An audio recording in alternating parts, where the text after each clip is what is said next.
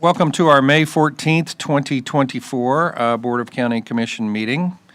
If we could all stand, the invocation will be a moment of silence and then remain standing, and Commissioner Smith will be introducing our guest that's going to lead us in the pledge. Thank you.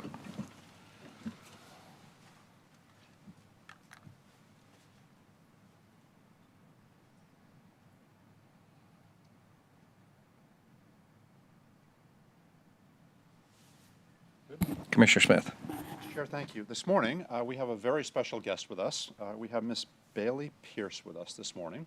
Bailey is going to lead us in the Pledge of Allegiance, and then she's going to share about that little sash that she has on and what she is about to endeavor and do. So, Ms. Pierce, if you'd come forward and lead us in the pledge, that'd be great. I pledge allegiance to the flag of the United States of America, and to the republic for which it stands, one nation, under God, indivisible, with liberty and justice for all. Good morning, Commissioners. Thank you guys so much for having me. It means so much that I can be here this morning with you guys. So my name is Bailey Pierce. I am currently a senior at Jensen Beach High School. I will be graduating next Monday on May 20th. And it's been really exciting, this whole experience of Miss Jensen Beach. I applied and was appointed the title of Miss Jensen Beach Teen USA, and I will be representing our town and kind of our little neighboring towns in the Miss Florida Teen USA pageant, and hopefully the Miss USA Teen pageant. So for this pageant, I wanted my platform to be centered around something that I really felt in my heart and in my soul. And something that really stood out to me when I was looking for things that could make me stand out as a candidate was mental health. Mental health has always been something that not only the youth has struggled with, but everybody has struggled with. And it's become an increase in society where it's something we need to address and we need to focus on and get ahead of the issue. At 9 years old, I did not want to tell my parents that I was being bullied at school. At 9 years old, I didn't want to tell my parents I was throwing away school lunches because I couldn't bring myself to eat them. At 9 years old, I didn't want to tell my parents that I had a fear of going out in public because I was scared people would laugh at me. At 9 years old, I didn't want to tell my parents I didn't want to be here, even though I didn't know what that fully meant. I don't want to have those 9-year-olds who felt like I did. I don't want to have 9-year-olds be scared and feel alone because they don't necessarily understand what's happening. It's normal for bullying, but it shouldn't be. It's normal for eating disorders to happen, but it shouldn't be. It's normal for depression and anxiety, but it shouldn't be, especially in youth. Because at 9 years old, you're supposed to be focused on going outside on a sunny day, or who your friends are at school, or what are you gonna wear tomorrow? But at 9 years old, that's not what I was focused on. And it became very isolating, it became a place of solitude. And within that solitude, I felt alone. I didn't have anybody. I had my parents, but I wanted somebody who was like me, who wasn't my parents because, in a sense, it felt like they had to be there for me. I didn't want my friends because it felt like they had to be there for me. I wanted somebody who didn't have to be there for me, but who chose to be there for me. I wanted somebody to go out of their way to not just see me, but to make me feel seen. So that's what I'm doing with my platform. I don't want to just go out of my way to say, I understand you, I know what you're going through. I want them to feel that I know what they're going through. I want them to be able to say, she understands. She can accept me and accept what's happening without judgment. Because I don't want a 9-year-old to be scared to tell their parents that they're getting bullied at school. I want them to say, hey, Mom, Dad, this is an issue. Can we fix it? I don't want them to say, I'm throwing away school lunches because I can't eat. I want them to fix it. I want them to be able to express that without fear of what will happen, without worry that they'll get in trouble, and with hope that it can get better. I don't want them to have fear going out into public. I want them to be brave going out into public. I don't want them to have fear that they're alone and that this time is only going to get longer where they're alone, where eventually their group is going to shrink to nobody, to just themselves. I want them to know that with me and with everybody else, their group can grow. Their group can be supportive without judgment. And the time is only temporary. I don't want them to feel like they don't want to be here because they don't know what that means. From 9 to even now, I've struggled with mental health issues. I know what it's like, even though it's not the easiest. It's an ongoing battle that can never be won. And I want people to know, especially the youth, that it's a battle that they can stay on top of. It's a battle that they can get ahead of. So, thank you.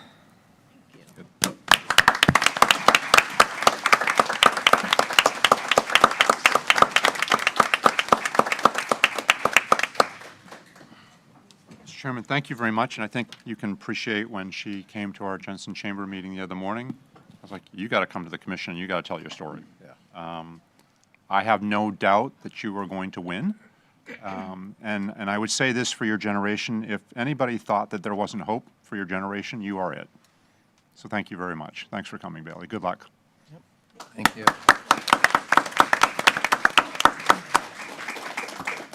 I'm going to give him that one. Okay. We have presets 905 public comment, 505 public comment. Additional items is consent 20. Adopt a proclamation declaring Travel and Tourism Week in Martin County, Florida.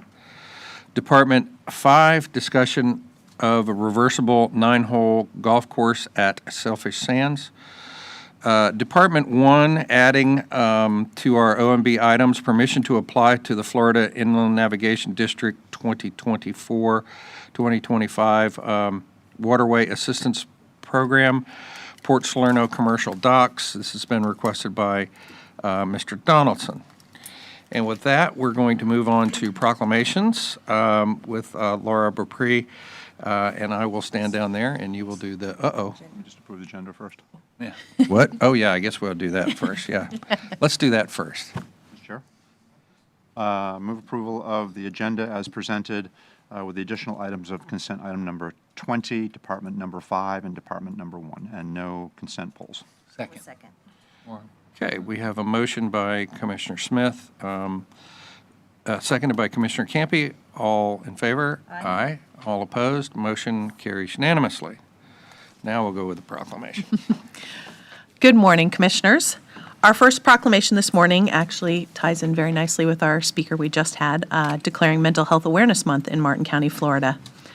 Mental health conditions often have a negative effect on families, creating tension, uncertainty, stress, and significant changes in how children and families live and cope with problems. Mental health is an essential part of the overall health of children and youth and plays a significant role in their physical health and their ability to succeed in school, at work, and in society. Hibiscus Children's Center provides mental health services to children and families in its residential facilities and in the community, serving over 550 children and families annually. In recognition of May as Mental Health Awareness Month, the board commends Hibiscus Children's Center in their efforts to help children have hope for a brighter future. And here to accept, we have Michelle King, the Chief Development Officer with Hibiscus Children's Center. Michelle? Good morning. Good morning. I'm very happy to be following Miss Jensen Beach, soon to be Miss Florida, because she did raise some very critical key points. And as the mother of a child who did suffer from bullying, mental health is extremely important. Excuse me. 50% of lifetime mental health problems start in children before the age of 14. 1 in 6 children have a diagnosable mental health disorder. That's 5 in every classroom.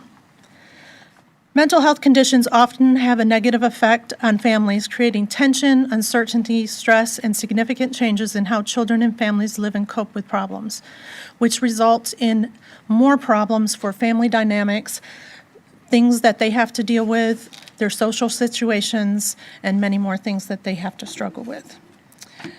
Hibiscus Mental Health Services focuses on helping children overcome trauma and move forward in life. Hibiscus therapists are trauma-trained, master's-level clinicians with a wide range of experience and expertise in child and family therapy. Hibiscus Children's Center provides specialized sexual abuse treatment services to victims and their non-offending caregivers. Hibiscus is the only Department of Health sanctioned sexual abuse treatment on the Treasure Coast and one of only 14 in the state of Florida. Support is a vital component for a child to heal from trauma. Hibiscus Mental Health Services help nurture strength and resilience by providing support to children and families. Together with the community, Hibiscus is helping children heal and have hope for a brighter future. Thank you.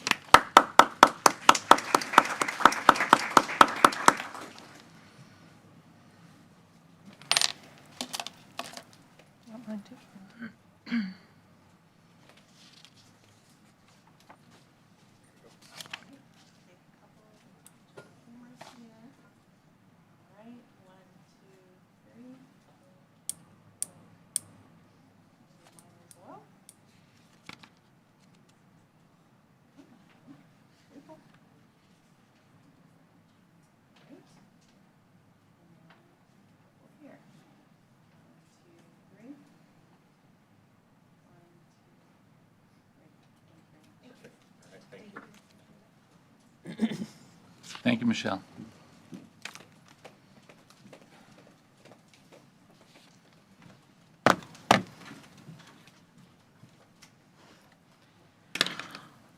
Our next proclamation is declaring Nurses Week in Martin County, Florida. Professional nursing is an indispensable component of the safety and quality of care of hospitalized and non-hospitalized patients, and the demand for registered nursing services will be greater than ever because of the aging American population, emerging health challenges, the continuing expansion of life-sustaining technologies, and the explosive growth of home health care services. In recognition of Nurses Week, May 6th through the 12th, the board asks residents of Martin County to honor and celebrate registered nurses' accomplishments and efforts to improve our healthcare system and to show their appreciation not just during this month, but at every opportunity throughout the year. And here to accept, we have Marites Quinto. I hope I'm not butchering your name, with the Florida Nurses Association. She's the Southeast Region Director. Nope. Okay. Come on up. I think I have the wrong name here. Introduce yourself, please. Ain't it right? Oh, here she is. Oh, here she is. Snuck in on me. Yeah. Well, there's a 7-second delay in the lobby, so they got a head start. Good morning, everyone, and thank you so much. Thank you very much for the proclamation. As you can see, I just was coming in, and I really appreciate that Martin County nurses are here as well to represent the many nurses of Martin County. And on behalf of FNA, we are very thankful for our Board of County Commissioners for this proclamation. As you probably know, Nurses Week was May 6th to May 12th, which was last week, and was a success. Every hospital in our county, Martin County, and all the different counties in Florida celebrated this week for the nurses. And we want to appreciate your support for this continuous support, especially with the workplace policies that we're working on for our nurses, for supporting the nursing shortage that we've been happening in our country. Nurses are the backbone, the heart and soul of our community, and we are experts in our field, and we wanted to serve you. We wanted to really care for our community. So I share this and this recognition on behalf of all the nurses of Martin County, and really appreciate that we're working together, and together we were going to make a difference. Thank you. Would you like to speak? Ina. Picture time. Come take a picture. Come on over in front of the little seal here. You hold the proclamation. Here comes a proud dog. Okay, that'll work. All right, everybody smile. 1, 2, 3. 1, 2, 3. And one more. 1, 2, 3. Thank you. Thank you.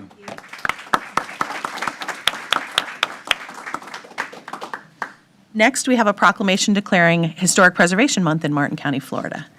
Historic preservation is an effective tool for revitalizing neighborhoods, fostering local pride, and maintaining community character. Historic preservation plays an important role in our lives, helping to preserve the tangible aspects of the heritage that has shaped us as a people. The Martin County Historic Preservation Board has planned events throughout the month of May to increase awareness and public participation in historic preservation in order to help save our local treasures. In recognition of Historic Preservation Month, the board calls upon the people of Martin County to join their fellow citizens across the United States in recognizing and participating in this special observance. And here to accept, we have the Historic Preservation Board Chair, Evan Anderson.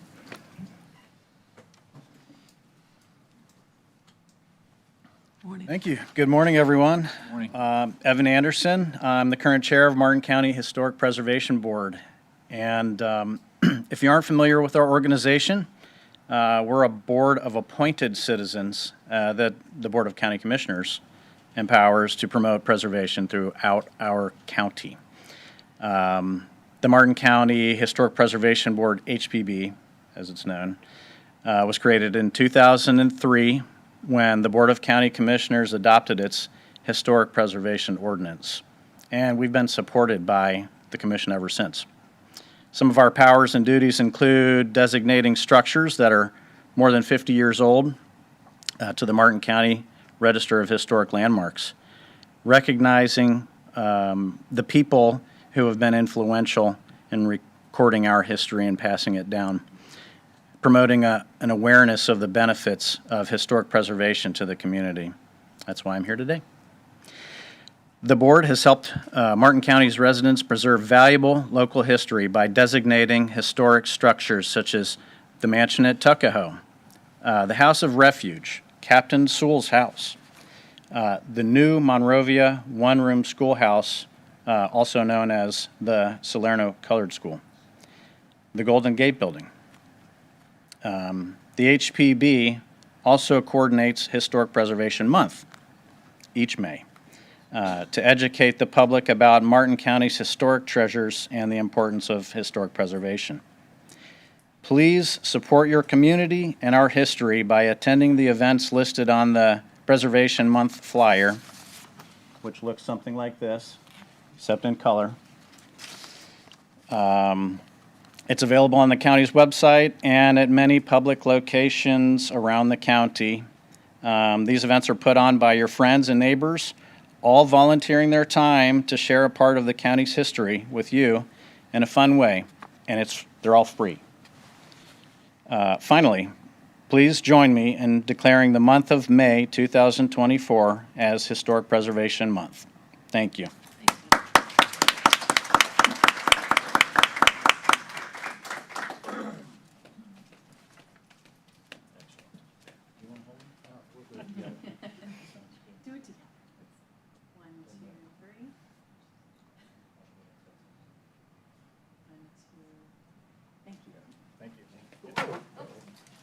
Oh, it's not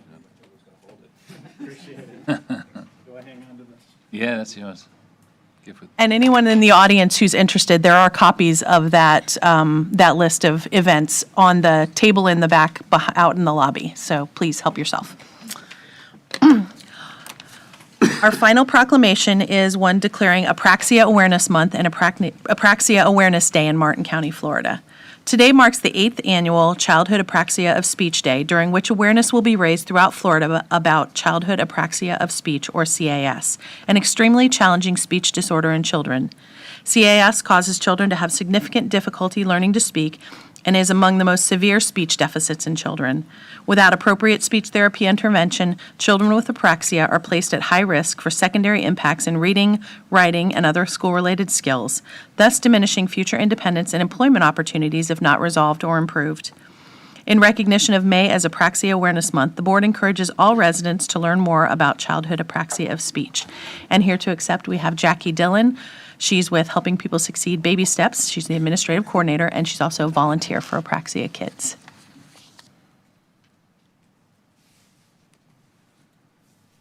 Good morning, and thank you for having me. As Laura said, childhood apraxia of speech is a very rare and misunderstood challenging neurological motor speech disorder. It's diagnosed and treated by a licensed speech language pathologist. And the most obvious characteristic of a child with apraxia would be significantly limited or unclear speech. But don't be fooled, because children with apraxia often understand everything that is being spoken to them, and they know what they want to say. I am currently the Baby Steps Coordinator at Helping People Succeed, helping to ensure early intervention. I volunteer for Apraxia Kids, the nation's only 501c3 dedicated to CAS. I also am a board member for Socially Synced, which is a new local nonprofit helping neurodivergent children be seen in the community and see the community as well. And my most prized role is a mother to a child with apraxia, and alongside all of incredible parents and professionals in the community, we're helping raise awareness. So on behalf of my son Joseph and all of the children who struggle with childhood apraxia of speech, thank you for proclaiming today Apraxia Awareness Day.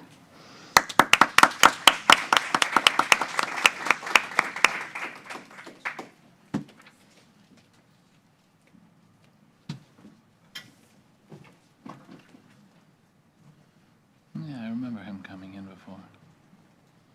He's cute. Joseph. Nice head of hair. Yeah. Right. 1, 2, 3. 1, 2. Thank you, Joseph. Thanks.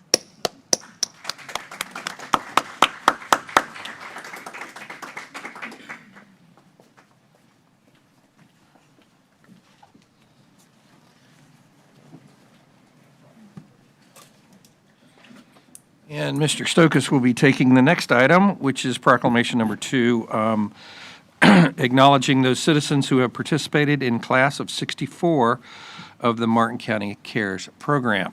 Yes, good morning, Commissioners, members of the public. Today, I'm pleased to welcome some representatives of our 64th CARES class.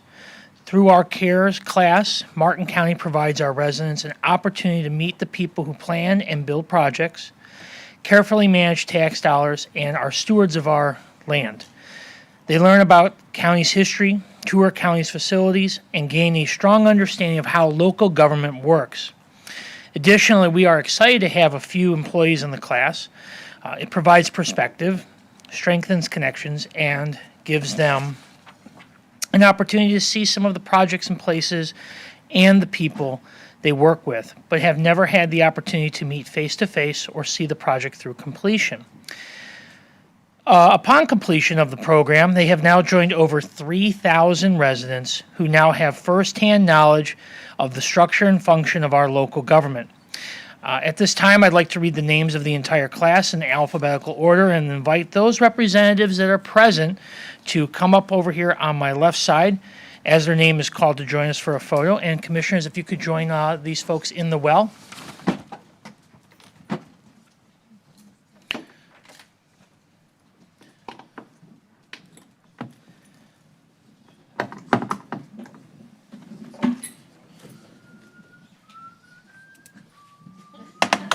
Yes, that would be the correct music.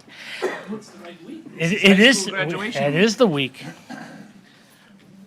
The first name is Don Britton, and I will apologize in advance. I may get the names a little bit wrong. Melanie Britton, Ann Brines, Audrey Capozzi, Melanie Casavant, Ellen Chamberlain, David DeVersa, Terry Ellis, Kelly Forbes, Lois Grace, Jose Hernandez, Tanya Honey, Pamela Jones, Jillian Collane, Bruce Klingerman, Susan Klingerman. Don't be shy. Come on in, Terry. No, on my left. No, on my left. Right here. Here we go. Bill Custers, Carol Custers, Cher Louise, Tracy Madden, Catherine Mayer, Joseph Mayer, Olga Manus, Charles Marchand, Levi Miller, Rosalind Miller, David Mitchell, Leanne Mitchell, Bob Neziba, Michelle Neziba, Michelle Ochino, Susan Page, Sean Reed, Shelley Sandora, Megan Shirley, Alex Siegel, Myra Smith, Chiloya Tong, Caitlin Willis, Sylvia Wood, Holly Young.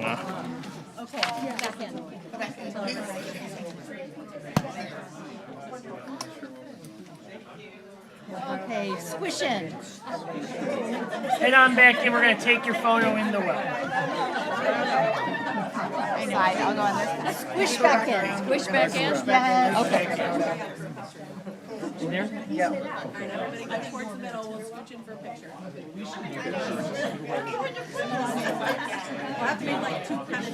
You're all going to have to pretend like you like each other. You're going to have to kind of squeeze it in on this edge. You can start going towards the middle. Need some layers. That would be great. Need some layers of people. Yeah, we need layers. A little more layered, please. All right. Okay, you guys ready? 1, 2, 3. We'll do a few. Smile, smile, smile. Say Martin County. Martin County. Okay, thanks, guys. Whew.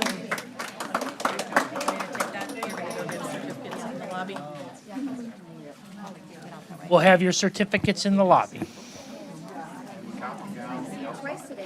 Yes. How are you? Who was the first class? I will have to look that up. It was a while ago. I'll have to look that up. Mr. Campy, are you choosing to do the rest of the meeting from the well? Or?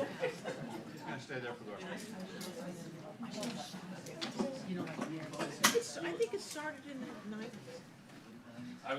Thank you, Mr. Chair. I was class 1. No, you weren't. Ed wasn't, I was. Ed started it. You were one? I was 1. We're in class 1. was that? Either 99 or 2000. Yeah, I think so. Interesting. Now they go to project graduation where we lock them in at the YMCA? All right. We're going to move on to public comment. We have 2 public comment forms. First being Mr. Joe Banffy. Welcome home. Oh, that's a familiar name. Yep. Goodness, Savage, yes, I bet. Well, you come up to the mic. Since we are in election season, politicking is prohibited, which is defined as advocating the election or defeat of a candidate for public office, either partisan or nonpartisan. This includes the use of words, dates, signs, props, and/or wearing apparel that convey a message of support for a person's or group of persons. Thank you. You may begin. Thank you. Thank you. My name is Joe Banffy. I'm the president of the White Marsh Reserve Homeowners Association. We're located on Canner Highway. We own approximately 50 acres of waterfront property directly adjacent to and south of the Kiplinger Preserve. The property has the same ecosystem as the Kiplinger Preserve, and it also has the same ecosystem as the Della Plain 35-acre property that the county purchased for $2 million. My reason for being here is to propose that we give this property to the citizens of Martin County, if you're interested. We have worked on this proposal for over 2 years and have gotten nowhere, and that's why I'm here. Your staff at the Ecosystem Public Works Department is very aware of our proposal and is very interested in receiving this piece of property to add to the Kiplinger Preserve. We have 3 conditions. We would like the property to be used for the same purpose that you're using the Kiplinger Preserve and the Della Plain Preserve. We would like to reserve a small easement adjacent to our home so that we can maintain our perimeter property that will be left. And we would like this proposal to be at no cost to our homeowner association. So I come to you with two questions. Are you interested in this property, number 1? And 2 is if you are interested, please help us expedite the transfer. Thank you very much. Thank you. Mr. Commissioner Smith. Don't leave yet. Joe. Wait. Good to see you again. Thanks for the idea. Two questions, really. Number one, I assume your board has voted and you have some kind of documentation from the board. Yeah, not only the current board, but previous boards have acted to make this proposal unanimously. And So that request you've sent to Dawn or to us formally? Or is today the formal request? well, we have made a request. We've met with the, I guess it's the ecosystem staff, the manager that runs the Kiplinger It's just the Preserve. first I'm hearing of it, so that's why I'm I'm asking. sorry that this is the first time you've heard of it, but we've had numerous contacts with the county on this issue. And the second question was, so first question was about the board and the request of us formally. Are there any other issues with the property that we should know about? Any?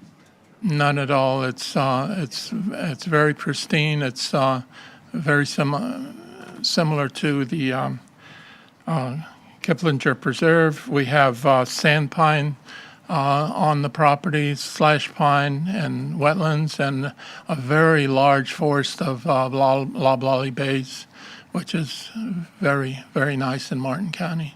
So, thank you, Joe. Not at all common. Thank you, Joe.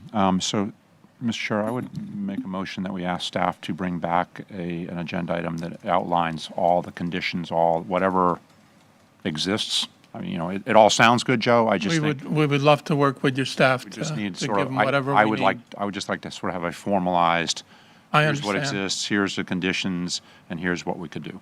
Thank you. Sounds good. Okay, we have a motion and a second, but we have a whole bunch of lights up here. Commissioner Hurd. Yeah, I'm familiar with this proposal, and it definitely is a property that would be very complementary with Delaplane and with Kiplinger. It's a beautiful piece. It's substantial, and it's free. So, great. Expedite the acquisition. Thanks. Commissioner Heatherington. This is the first I've heard of the proposal, but you answered the one that your HOA or POA would provide authority via letter to the board. We can And certainly do that. So, and I agree with having an agenda item come forward. Thank you. It's a beautiful park. I walk Kiplinger Preserve quite often, so. Commissioner Campy. Mr. Banfi, it's good to see you again. Would you like to sit for old time's sake at the? No, thanks. First off, this is also the first time I'm hearing of it, but as you were explaining it, I kept waiting for another shoe to drop, but there was no other shoe. There So is I just none. wanted to say There thank is you very none. much to you and your residents. That, on the face of it, sounds like a fantastic contribution to everyone else in Martin County. So I appreciate you and I thank you. Thank you. I agree with the rest of my Commissioner Smith. Just one, Joe, just one other thought, and I'm assuming staff will do all the due diligence they need to do, but I'm sure it's part of your PAMP, the Preserve Area Management Plan for the. We do have a PAMP. It's part of our PUD. So the PUD will have to be amended, the PAMP will have to be amended. Land use plan will have to be amended. The normal things that are done when, like you had to do on the Delaplane property. Yeah, I'm just, there'll be a fair amount of work behind all this. It just triggered that Yes. thought. I'm thinking, Perimeter survey, all kinds of things. all right, no, I appreciate it. Thank you. Thank you. Mr. Thomas. No, there's a motion and a second. Oh, I'm sorry. You're right. Thank you for reminding me. We have a motion by Commissioner Smith, seconded by Commissioner Heatherington. All in favor? Aye. All opposed? Motion carries unanimously. You are not Thomas Glass, but I will take you now since you're standing there. I know. And he Mr. is Pine. Thomas. He is Thomas, and he is there, so. I'm Pine. Morning, Commissioners. My name is Tom Pine. I've lived in Martin County for over 50 years, presently living in the Jensen Beach area. Several weeks ago, in the Stewart News, they had an article written by one of their local reporters about the St. Lucie County Commissioners abusing the consent agenda during county meetings. It would be nice if that same reporter could do the same investigative reporting in Martin County of the questionable use of our consent agenda by our county commissioners. The last county commission meeting was exactly what most county taxpayers expected. Not what we wanted, but expected. the elimination of our Martin County Growth Management Plan to suit the ultra-wealthy. What else could we expect? After all, this is Martin County. This is just one more learning experience that democracy, as it's operated in America today, is not working for all Americans, and it's getting worse fast. Between 1979 and 2021, worker productivity growth in America, 64%. Worker pay growth during that period, 17%. CEO pay growth during that time, 1,460%. These examples show that the American dream is being strongly controlled by America's wealthy class. This is not how democracy works for all Americans. According to the New York Times, May 12, 2024, in the United States, more than 60% of the workforce lives paycheck to paycheck. So it turned my stomach when I read that the developer owner was donating over $800,000. If his land scheme is passed by our county commissioners, of course it was. Yes, we are for sale to the highest bidder.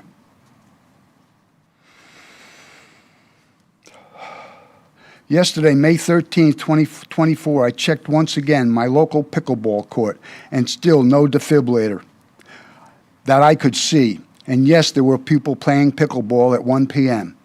So it's May, and real soon it's going to get real hot and sunny here in South Florida. And I would hate to be that person that has to make that phone call because someone died while playing pickleball. Especially when that person on the other end of the phone asks if the defibrillators weren't installed yet. It's been more than a few months since this issue has been brought up and approved to be addressed. And as I recall, the pickleball players collected their own money and bought 3 defibrillators. Palm Beach County to the south, St. Lucie County to our north, both have defibrillators at their pickleball courts. What's the holdup? The public deserves open sidewalks in downtown Jensen Beach. Thank you for your time. Thank you. Mr. Glass, followed by Terry Kogel. There's only 2. My name is Thomas Glass. I'm a member or resident of Jensen Beach. I have a document I'd like to enter into public records. I have accrued code violations. I didn't realize that they'd gone on for so long, since 2010. I received this letter. It's all been brought into compliance. Received the letter and the amount of a little over $1.2 million in assessed fines. And it's my understanding that it's not to punish the residents, but to rectify the issue. And I would humbly like to the case to be closed and the fines and liens to be forgiven. Violations have been corrected to meet Martin County code enforcement.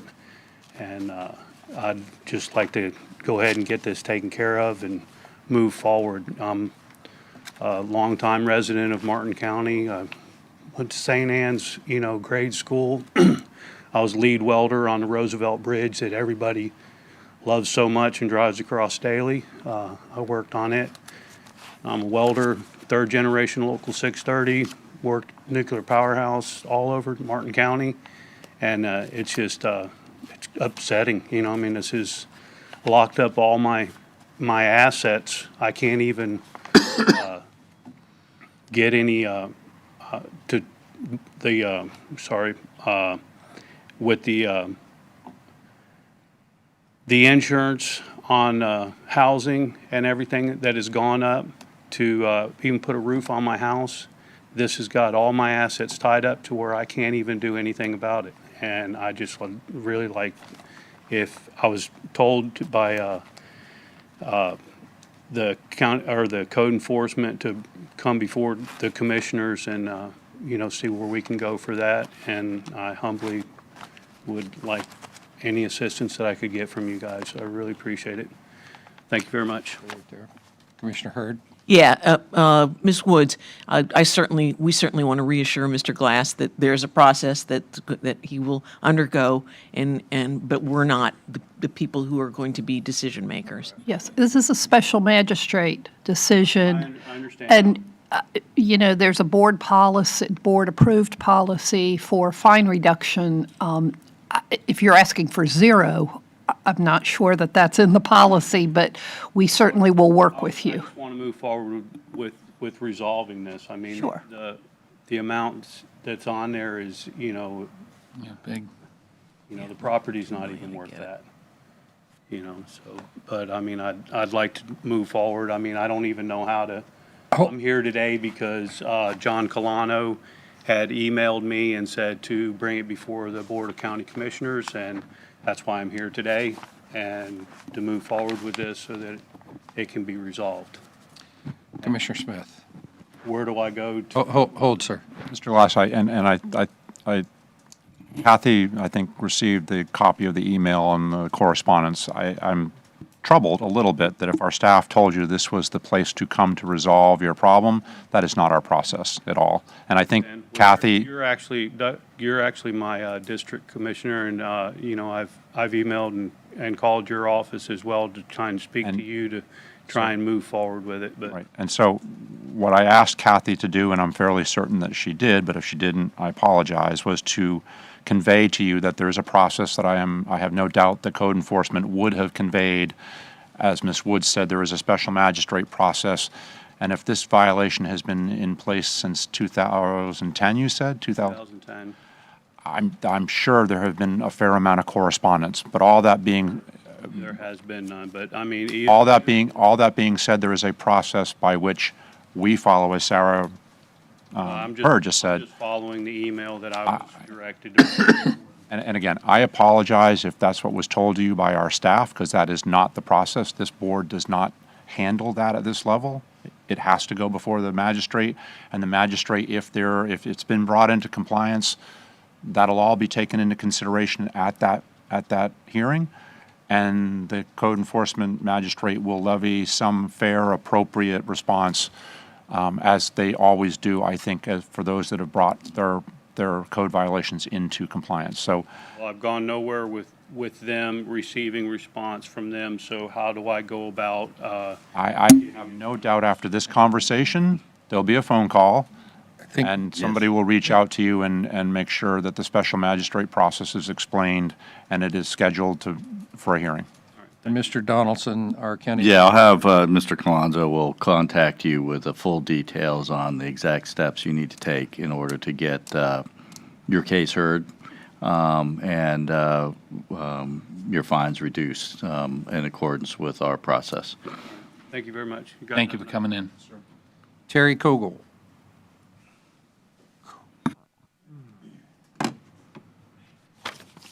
And that is my last speaker form for the day. If anybody else wants to speak, let me know. Good morning, Commissioners. Before I even start, I'd like you to look around and see what the attendance is in this morning's meetings, and this is basically what our attendance is every meeting. Okay, as I start, I would like to address the Board of Commissioners for the purpose of changing the public open meetings from 9 a.m. to 5:30 p.m. Mr. Crowley, in furtherance of his financial motivated development plans, recently passive-aggressively threatened the county commissioners by instructing them to consult with the town attorney to review the sunshine rules, which is actually the law, that prohibits the NAC members from communicating outside of meetings. Mr. Crowley further stated Port Salerno is a very small community, and the NAC is purely advisory with no power to make recommendations. It is counterproductive to have so many members of the community forced to choose between collaboration or representation.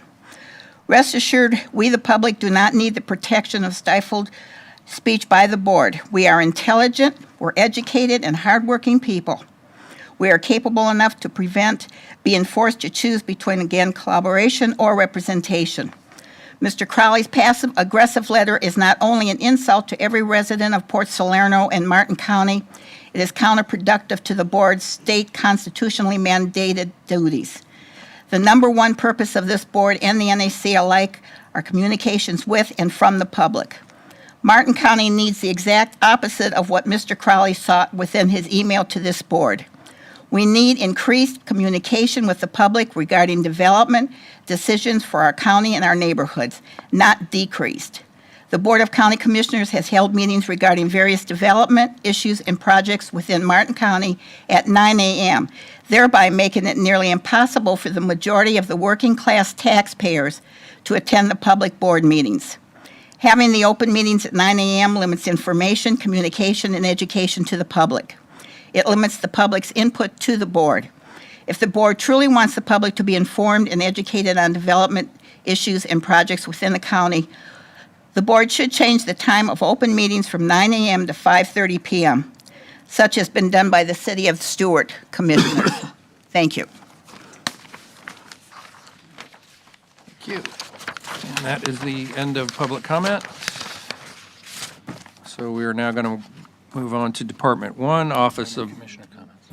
Oh, yeah, Commissioner comments. Jeez. I'm needing a lot of steering today. Commissioner Smith? Nothing. Commissioner Heatherton? A couple things, actually. So I just a quick report on our Indian River Lagoon Council meeting, which was held on Friday. As your representative, we talked a lot about our DEP grants and several other counties, although Martin County presented at board our septic to sewer program and seems to be a shining example of the program that many counties are following. It begins to get harder and harder as funding slims down and the competition dwindles and the bids are coming in so high. So other counties are certainly feeling that pressure as well as we are. And then part of what Indian River Lagoon Council does, and we talked a lot about this on Friday, is in addition to the small grants and things that we provide, education and communication outreach. If you've met our Indian River Lagoon Council community outreach representative, sometimes she's in this building. We have three of them that spread between Martin County and Volusia. And as 1,000 people a day or more move to Martin County, it's imperative that not only as county, 1,000 dead of Florida. 1,000. Oh, I'm sorry, 1,000 a day. Oh, whew. 1,000 a day move to Florida. It's important that not only this board, but the Indian River Lagoon Council has communication efforts, because those that are moving from the Northeast, they don't understand always the significance and the uniqueness of the Indian River Lagoon. So we put a lot of time and energy into educating, because in addition, that helps when we're putting in these infrastructure projects, stormwater, when the folks that are moving here from other parts of the state are looking at our budget and they're looking at these septic to sewer problems. They understand the significance as it relates to the entire lagoon. So I would encourage us to continue to, and with the Indian River Lagoon Council's assistance, they have some really amazing communications and some communication outreach folks. So if we could kind of piggyback on that and continue to educate for the significance of the lagoon, because that helps us in educating on these infrastructure projects. Secondly, I wanted to say that Martin County High School has a really awesome, amazing program, which my son just graduated.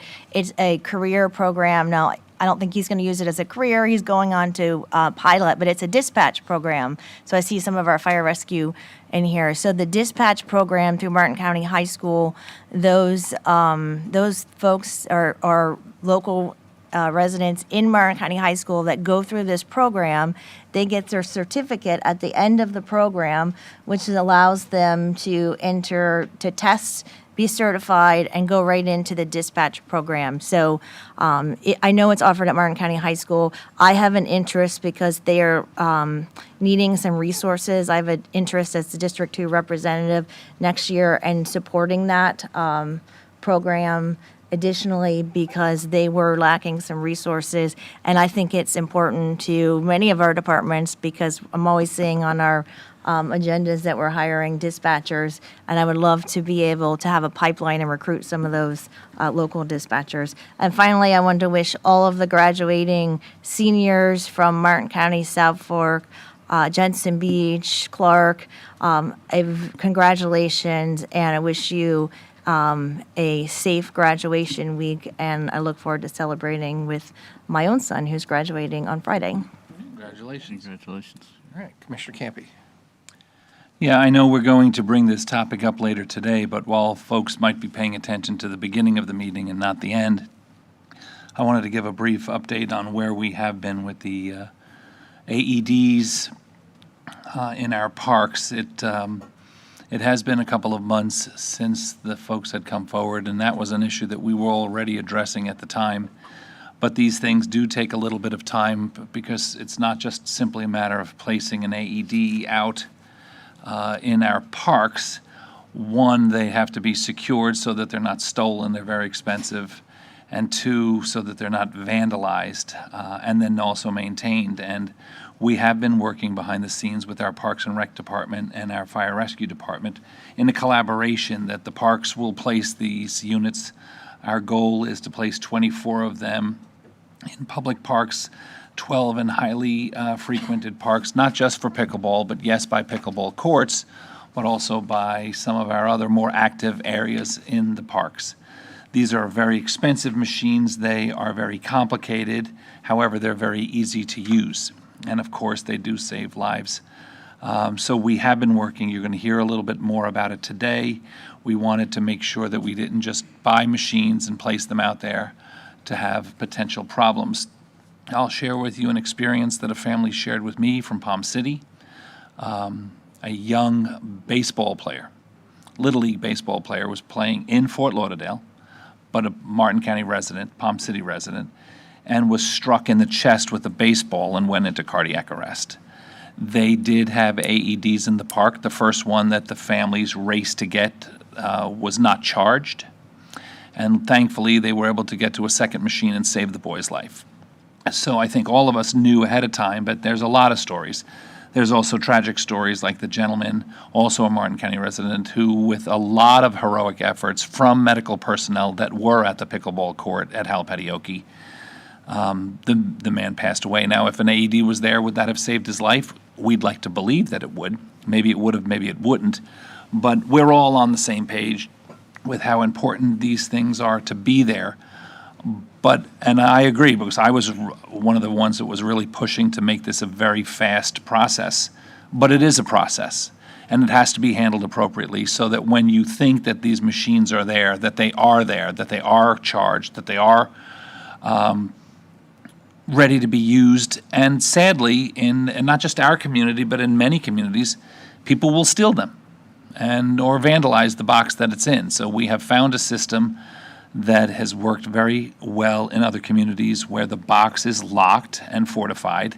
You will dial 911 from your phone. You will get a code that allows you to push the buttons on the box, opening the box, and then having the equipment available to you. I think that's a pretty clever strategy. 24 is not the entire county's park system and other areas where they should be, but it's definitely a step in the right direction. And so just to Mr. Pine's point, that is important that they're there, and we are definitely working on them. And I think, based on some of the conversations that we'll have today, we're just about ready to launch them. And I'm looking over at our fire chief, and he's shaking his head in agreement. So I just wanted to give an update. Thank you very much. Mr. Hurd. Yeah, last Wednesday evening, Maggie Herchala, former county commissioner, was inducted into the Environmental Studies Center's Hall of Fame, a well-deserved induction. And I was one of the speakers, and I was reflecting on the history of Everglades restoration and remembering what it was like back 20 years ago, 25 years ago. And it was a very, very different partnership that we had with county government and state government and federal government. And so we've certainly come a long way. And the ceremony was very nice, very well attended. And following that, on Thursday morning, I attended the South Florida Water Management District Governing Board meeting, which was held in Martin County at the Indian River State College Wolf Center.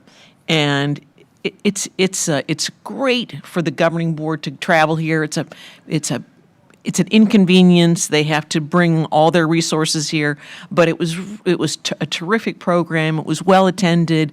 Martin County residents came out in full force, and there was a presentation by Drew Bartlett, the executive director, about the progress of Indian River Lagoon South in Martin County that was just remarkable. I've asked that he make that presentation before this board.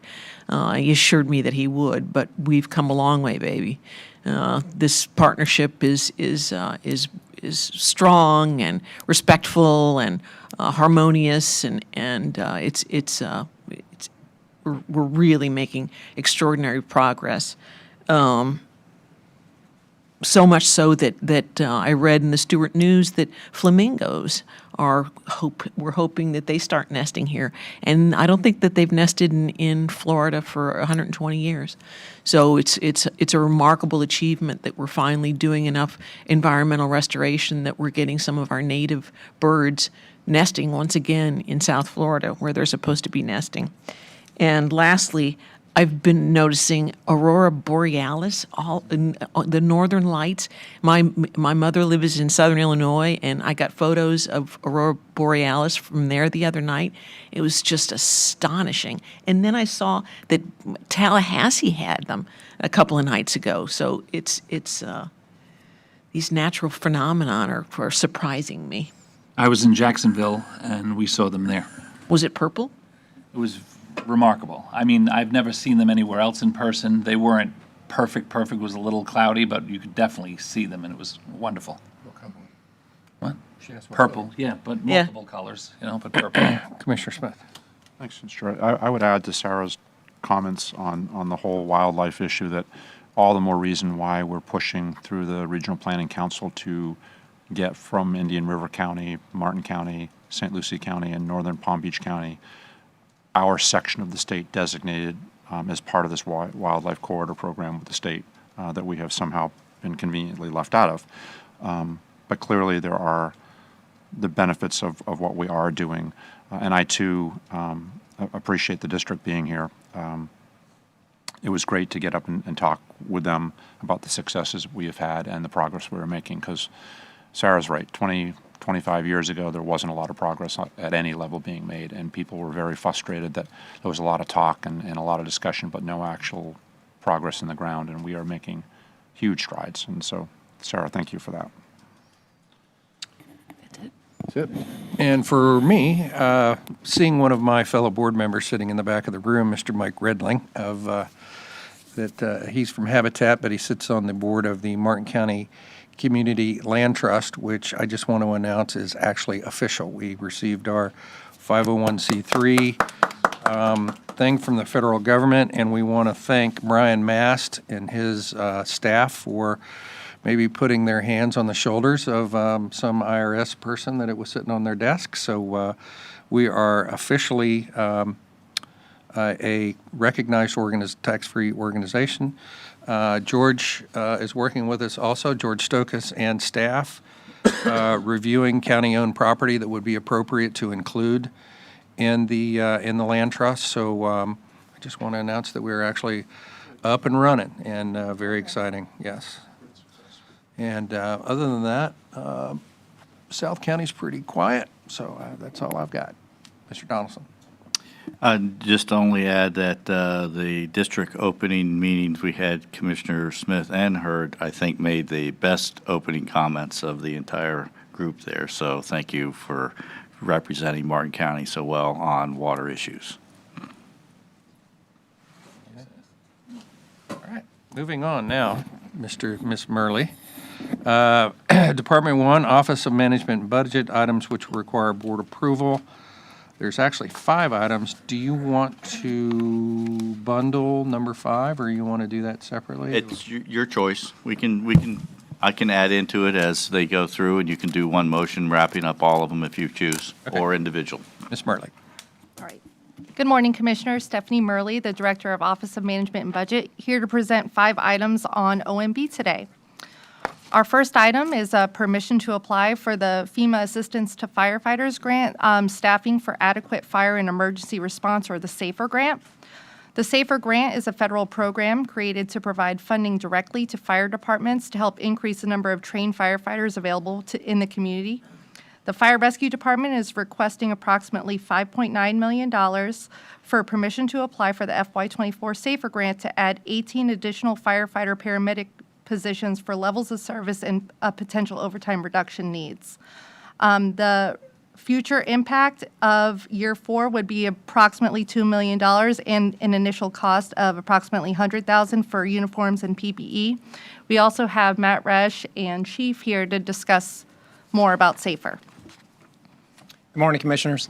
For the record, my name is Chad Chanchuli, Fire Chief, Martin County Fire Rescue. To my right, I have Chief David Hayes, and in the middle there, we have Fire Rescue Administrator Matt Resch. So today, we're here before you to talk about the application, permission to apply for the SAFER Grant for FY24. And you've obviously seen me do this song and dance quite a few times, but I think for the general viewing public, it's important to recap what the SAFER is and what actually brought us to the table and what were the contributing factors. So first, again, what SAFER stands for. Staffing for adequate fire and emergency response. This is a FEMA-funded grant, and it's 100% paid for to allow municipalities to bring on a set number of full-time employees for a 3-year period. They fund it at 100%. And then allows them to slowly absorb them to the budget. After that 3-year term, then they onboard the employees into their budget, and then they own them. But this is probably one of the most competitive programs that we have seen. This is across the nation. It is highly, highly sought out, but there's only so many dollars that are allocated to different organizations. And as we come to find out, these last few years, we have not been successful for it, but we're making another valid attempt today.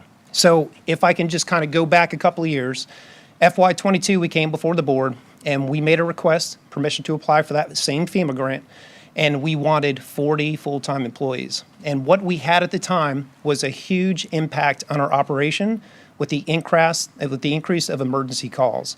And the increase was so much that we had to put 5 additional rescue trucks on the road to meet the demand of the public. So that was the initial ask. We were unsuccessful that year. We still had that impact on the organization. We made a request mid-fiscal year for 20 to onboard immediately to offset what was happening with our personnel. And at the time, what that impact was negative to our personnel is we were funding unsustainable overtime. Those 5 trucks had no personnel to staff them with, and we had to do it with 100% overtime. But it came to a point where our personnel were burned out. They stopped taking the overtime, and then we had to transition to something called mandating them to stay at work. Mandation means they come to work for 24 hours at a time. If I cannot fill that seat with an overtime shift, they cannot go home. I cannot shut that truck down. And that was something was requiring them to stay for 48 hours at a time, and they didn't have a choice in the matter.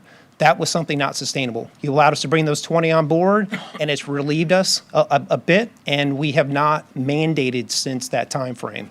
Now we're trying to capture another 18 just to make sure that we have the healthy long-term effects of the organization. But let me ask the question of what brought us here? Why are we here? What was the impact? What was the increase of these emergency calls to have such a demand on the community? So first, let me start with this, what it's not. What it's not is the growth of Martin County. What it's not is the census in Martin County. Doesn't support that. But let's talk about the contributing factors that it may be. First, if you think about assisted living facilities, if I go back to 1999, we had 5 assisted living facilities. In 2024, we now have 26. One assisted living facility generates multiple calls a day. That's one. That's not the only contributing factor. We just talked about it. Commissioner Atherton just mentioned it. Martin County hasn't sustained the growth, but the state of Florida is having massive growth. You stated we have 1,000 per day moving to the state of Florida. What I want the public to understand is the landscape that Martin County covers for fire rescue operations. We are responsible for the major thoroughfares in Martin County. We cover 95, we cover the Turnpike, we cover Federal Highway. We have multiple motor vehicle collisions daily.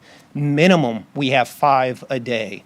Now, they may not be county residents, but it's happened within the county, and we have to respond. Now, why that's happening, the increase with motor vehicle collisions over the last few years, it's been well over 30%. That's a whole nother story of why, and that's what we're not here for today. Fact is, we have to respond. The other which is important to know, is we do have tourism in Martin County. When you look at hotels and you count heads and beds, that's easy to do. What is difficult to do is when you talk about the rental community, you talk about the Airbnbs, the VRBOs, those are very difficult to count of what that impact is, but it is an impact. And lastly, this is a little more unfortunate, but there are residents that cannot afford health care, and they have learned to use 911 as their primary care provider. And it is an impact because they know they dial 911, we will respond, and we will treat whatever their circumstances are.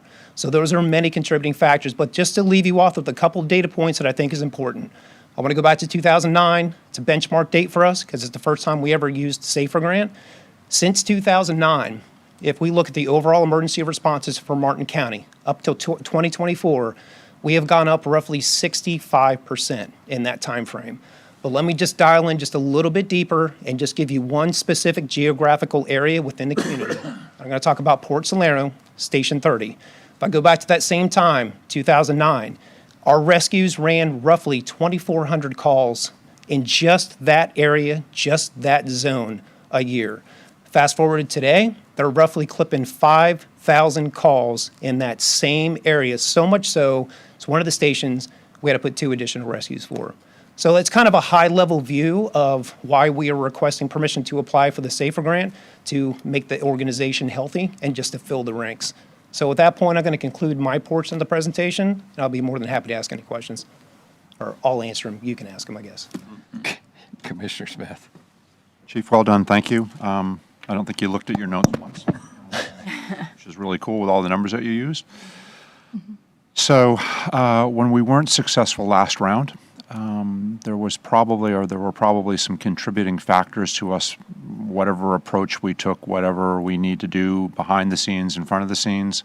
And so, not that I think today that we have to have a conversation about what do we as a board need to do, but if there is something we need to be doing at the agency level or wherever FEMA level is being dealt with, please let us know. And it doesn't have to be today, but let us be involved if there's a role for us to play, because it's important.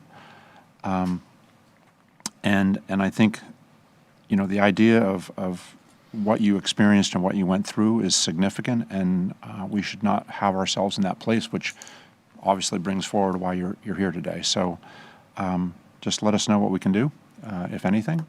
And again, I appreciate all that you do, and I think from an informational perspective of the increases and why and how. Oh, the other thing I was going to ask you too, some years back, maybe 10 years ago or so, I forget if we started to charge or we tried to charge for I-95 reimbursements, and then the state passed some legislation or did something that said we couldn't do that moving forward. It might be healthy to, if that still exists, to sort of reopen up that conversation at the state level again, and maybe you already have that conversation, but I know from what I remember, I think the response was that we are all responsible for the moving traffic through our state, and if you're in the county that it ends up happening in, you're part of that movement. But at some point, the state, I think, has to recognize that those are burdens on the Martin County taxpayers, and I understand they're on Palm Beach taxpayers and St. Lucie and Indian River as well, but there ought to be somehow a different collective strategy, I think, from the state as to how is that done and how is that reimbursed, maybe, because that would help a lot. I was on 95 twice last week, and there were something going on in the Turnpike. I don't know what happens in that stretch between Hobe Sound and Canner, but there is almost every day something going on in that stretch, and I don't know what the contributing factors are to that, but I'm sure it's not cheap and so on. So anyway, I thank you for all you guys do. Appreciate it. Commissioner Campy. Thank you. Yeah, I happened to be here in 2009 when the SAFER grant was first strategized, and we used it successfully to knock down a lot of overtime. So I know some people are frustrated by the fact that, oh, you're hiring more people or bringing on more personnel, and yes, it's 3 years upfront paid, but then eventually the rest of their careers are on us. But I think, you and your predecessors have done a good job of explaining you either pay up front or you pay in the end much more in overtime. But I thought 2 points that you made that deserve repeating. The first one is, which I don't think in any other industry you hear much about it, mandatory overtime, mandatory, that after you put your entire shift in, because the organization doesn't have the personnel in place, you as an individual, employee, if you will, are forced to stay. So I think if people in their own minds, wherever they work, if you got to the end of your day, 5 o'clock, 5:30, whatever it is, and your boss said, hey, listen, the person that's supposed to replace you is not available, you need to stay. Well, no, I need to go home. It's a birthday. I don't feel good. I'm tired. No, you need to stay. I mean, I don't think I've ever heard of that happening in any other industry.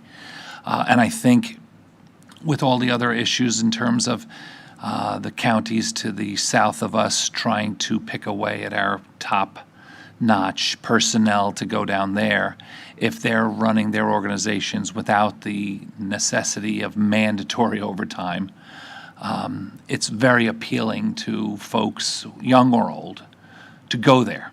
And so I think what you're asking for is an interrelated kind of a circle or dominoes, if you will. If you don't do this, it creates a personnel or staffing. It creates a fatigue. It creates a mental distress issue, and it comes around. As well as the fact that the other point is Okeechobee doesn't have 95 in the Turnpike run through their county, or US 1. And we have it from top to bottom, and I think all of us, everyone that's listening, can tell of the horrific accidents that they see on 95 that require a tremendous amount of personnel, more so than if you got in an accident on Canner Highway or Salerno or Cove, even though those are very dangerous roads as well. But the accidents at that high level of speed and the danger to your responding personnel requires you to have so many people. All the other things you said about the nursing homes, and I know, my parents live in an older neighborhood, and there is conversation that instead of, if a resident has a minor health issue, to go to the emergency room, they know that if you drive yourself to the emergency room, you might sit in the waiting room. But if you call 911, so we call it the taxi to the emergency room. And so with all of those things, I think we could separate this one out, and I would make a motion to allow our fire rescue department to apply. It doesn't mean they're getting it. It just means that they're applying again. I don't know if when the deciding entities look to see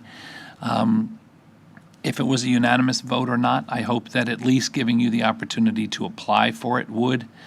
And for the residents that get panicky about these kind of things, I would say that it's a fail-safe. This SAFER grant application process means that there is an outside organization having nothing to do with Martin County, completely unbiased, looking at all of the different requirements in the industry, would say, no, we don't think you necessarily need additional people at this time, or yes, you do. And so I have no problem and I appreciate the fact that you would once again, and I know Mr. Resch is behind a lot of this, would put a beautiful application together to help us compete very successfully, in this case, against everyone else in the United States. So thank you for your continued protection of our county. Commissioner Heatherington. I just want to touch on something that Commissioner Smith, because it's become quite a competitive process where we've been successful, except for maybe the past year or so. So I would add on to, Commissioner Campy's motion, anything we can do in addition as a board to advocate or support. We've been always very successful when we go and meet with our delegation, our representatives. We go up to Tallahassee or Washington, D.C. to talk about water quality.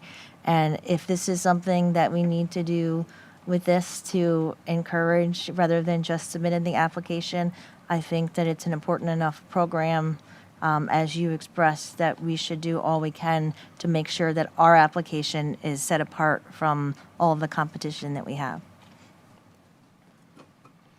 Commissioner Smith. Second Ed's motion, and just a thought Stacy triggered and Ed triggered. does the application, does it have public input at all? Or is it purely you all apply, there's a form, we fill it out and that's it? I mean, are there letters of support? Should there be, could there be? Yeah, Matt Resch, Fire Rescue Administrator. In previous years, they used to have a section in the grant where you could attach a letter of support, and we have done that in the past, whether from a local congressman or woman, support from the board. Currently, they don't have that functionality, but you can still send a letter in support. Last year we did. Congressman Brian Mast submitted a letter on our behalf in support of the program. A suggestion, just as a thought. First, we'll vote on this and I'm sure it'll pass. We might want to send a separate letter from the county commission as a add-on. Sure.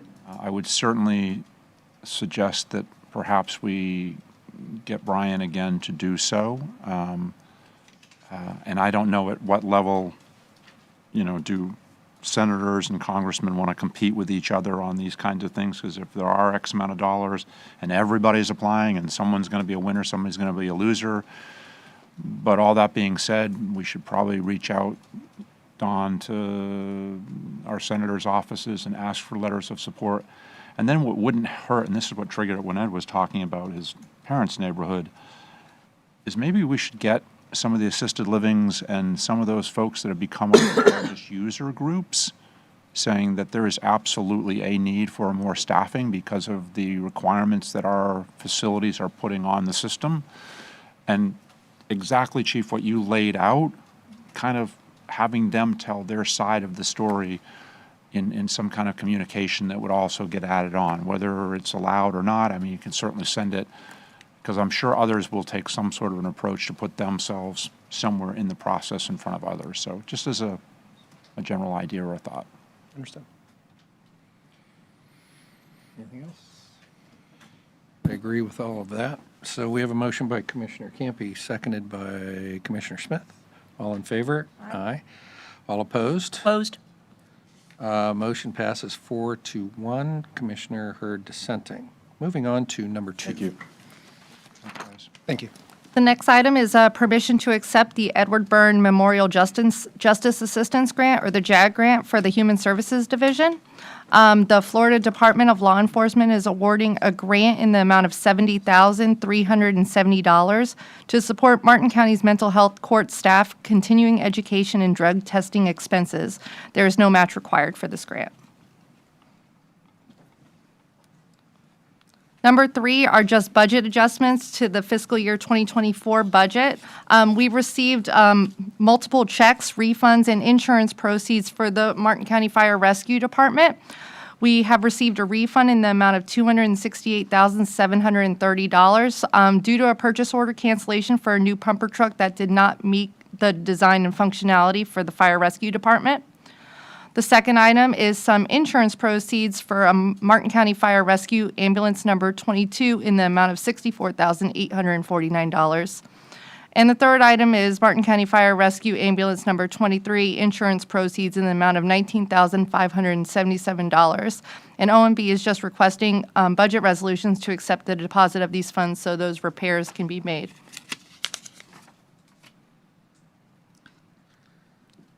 Number 4 is permission to allocate the unanticipated planned unit development public benefit contribution for orchid protection.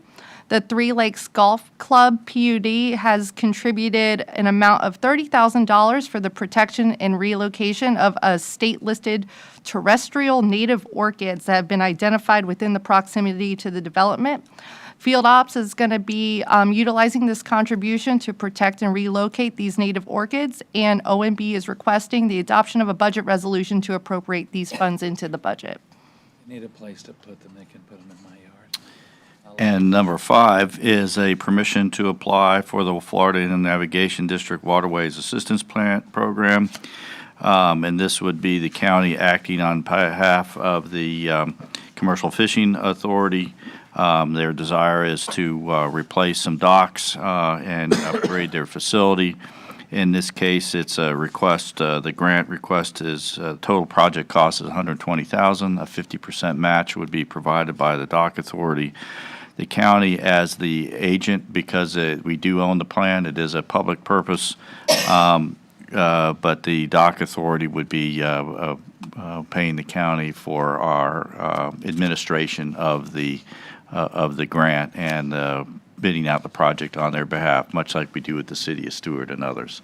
I will say that for a number of years, we've had a CIP item in the county, anticipating that someday the authority has looked at either dredging or doing other things within the county's own lease for the submerged lands for the working waterfront area. And this is the first year that the dock authority has been able to have the funds, have their permits, and ready to proceed with the project.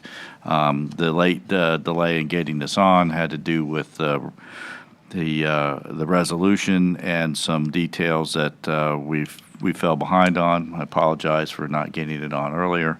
And the resolution, which is attached to this, is required to be executed and submitted this week, so we could not wait till next meeting. So if your indulgence is I think the project, the other opportunity is when this comes back for award, it still will have to be accepted by the board for execution.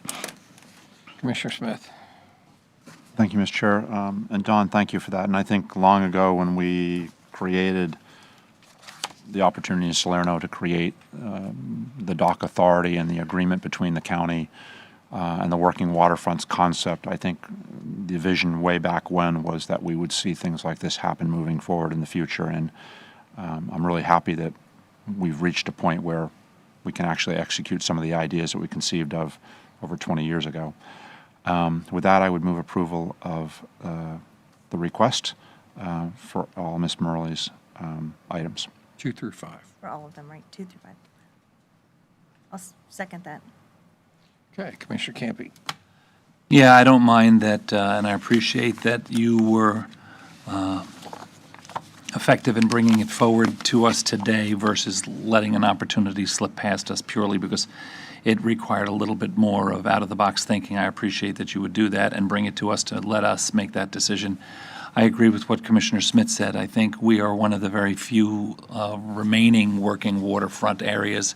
I was just recently down there walking around touring it. I hadn't been down in a while, and so my wife and I were walking around there, and it's a working waterfront. I mean, there are trucks and fishermen and activity and productivity happening, and it's nice that it's, I don't think as many people in our community realize that this is still taking place right here in Martin County. And so, one, for them to participate financially instead of just looking to us to say, hey, handle it, I personally appreciate and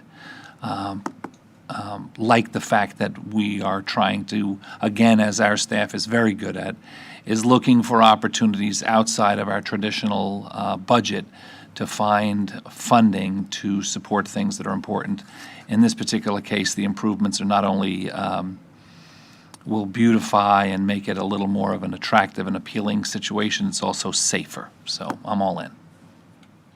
Commissioner Hurd. Yeah, how many existing slips are there?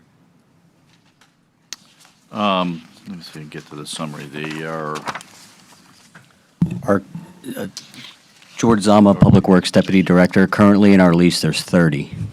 Okay, so this is a proposal for 45? Why the expansion?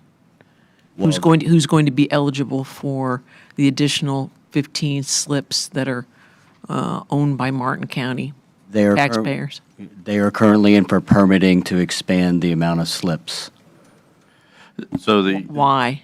We had an understanding 20 years ago that there would be 30 slips, and they were to be sunsetted at the time as the members ceased fishing. So now why the proposal to expand, and what's the justification for expansion?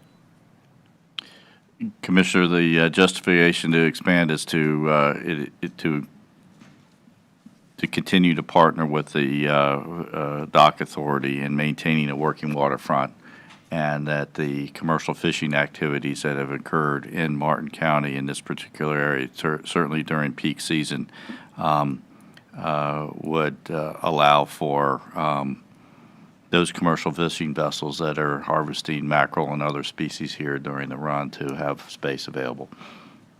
But we had a justification for 30, 20 years ago. Why the expansion to 45?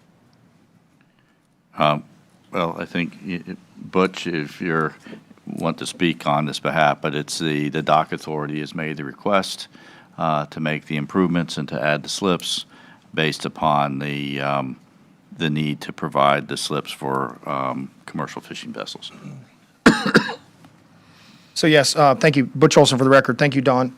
In conjunction with that, we're working on a lease renewal, which we hope to have before you at the next commission meeting. So, and I can't put it any better than Mr. Donaldson did. And far as the reasoning. what's the lease renewal? What's the term? I'm sorry? What's the term of the lease renewal? We are asking for an additional 20 years and some various amendments. What are the various amendments? It would take me a bit to go over everything. We're asking for, obviously, additional slips, which we have to wait on DEP permitting for that, which we are working towards. You know, this is a Martin County asset, and so I think we need to be careful about how we're leasing this space. And I don't have the justification for the additional 15 slips. Nor do I know what the term of the next contract is. Again, Commissioner, we hope to be before you next week. Well, that doesn't help me today. Okay. And Commissioner, this is just an application. It does not, we would still have to bring this back for an award. And so should the board not approve the lease, then this grant would not be executed. If the lease is approved, then this would facilitate them being able to move forward with the plans they've been working on. Commissioner Smith. Yeah, so I think the intriguing part of all this for me is that this concept of what the dock authority has created over all these years does two things. One, it is a historic vital industry in Martin County that is quickly disappearing in the state of Florida, and our folks have been able to keep it in place and keep it intact. And the second piece of that, they're actually growing the business. And I think relative to the historical nature of the commercial fishing industry in Martin County, the idea that in a time where it's being pushed out all over the state of Florida because people want to move in and they want to live on the waterfront, they want to do away with commercial working waterfront ideas, ours is growing and it's continuing to grow. And I think for our economy, for our marine industries, for the families and the employees that have spent a lifetime working to make sure that we can continue to exist as a commercial working waterfront, I think it's exciting. And Butch, all of your folks should be congratulated, and the idea that you consistently continue to keep pushing for its success, I think is great. And I think if every industry in Martin County had the kind of support group like you and others behind them, we'd be a better place for it all. So thank you for all that you're doing. Thank you very much, Commissioner Smith. And Commissioner Hurd, kind of to your point, I mean, we have a wonderful working relationship with county staff, and we were looked into by you and county staff months ago, as you mentioned at your town hall meeting.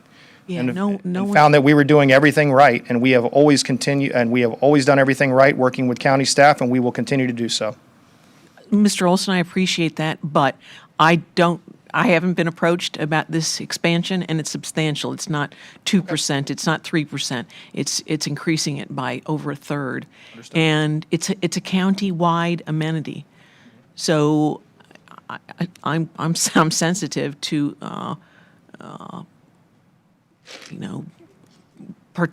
giving that county asset to one group. I think that all of us should have access to this county asset. Well, it's been there for over 100 years for the fishermen, but I understand. It's Martin County's asset, though. Yep. Ms. Woods. Yes, I want to add a little historical perspective. There's no sunset in the lease agreement. There was. There was. By vote of the Board of County Commissioners, because of the great success of the commercial fishing dock, and they received quite a few awards over the years from the state of Florida for that preservation of our heritage. And I want to make it clear, the Dock Authority asked for an extension of their existing lease. Any extension of the existing lease wouldn't include docks that don't exist. It would just be based on what's currently in existence.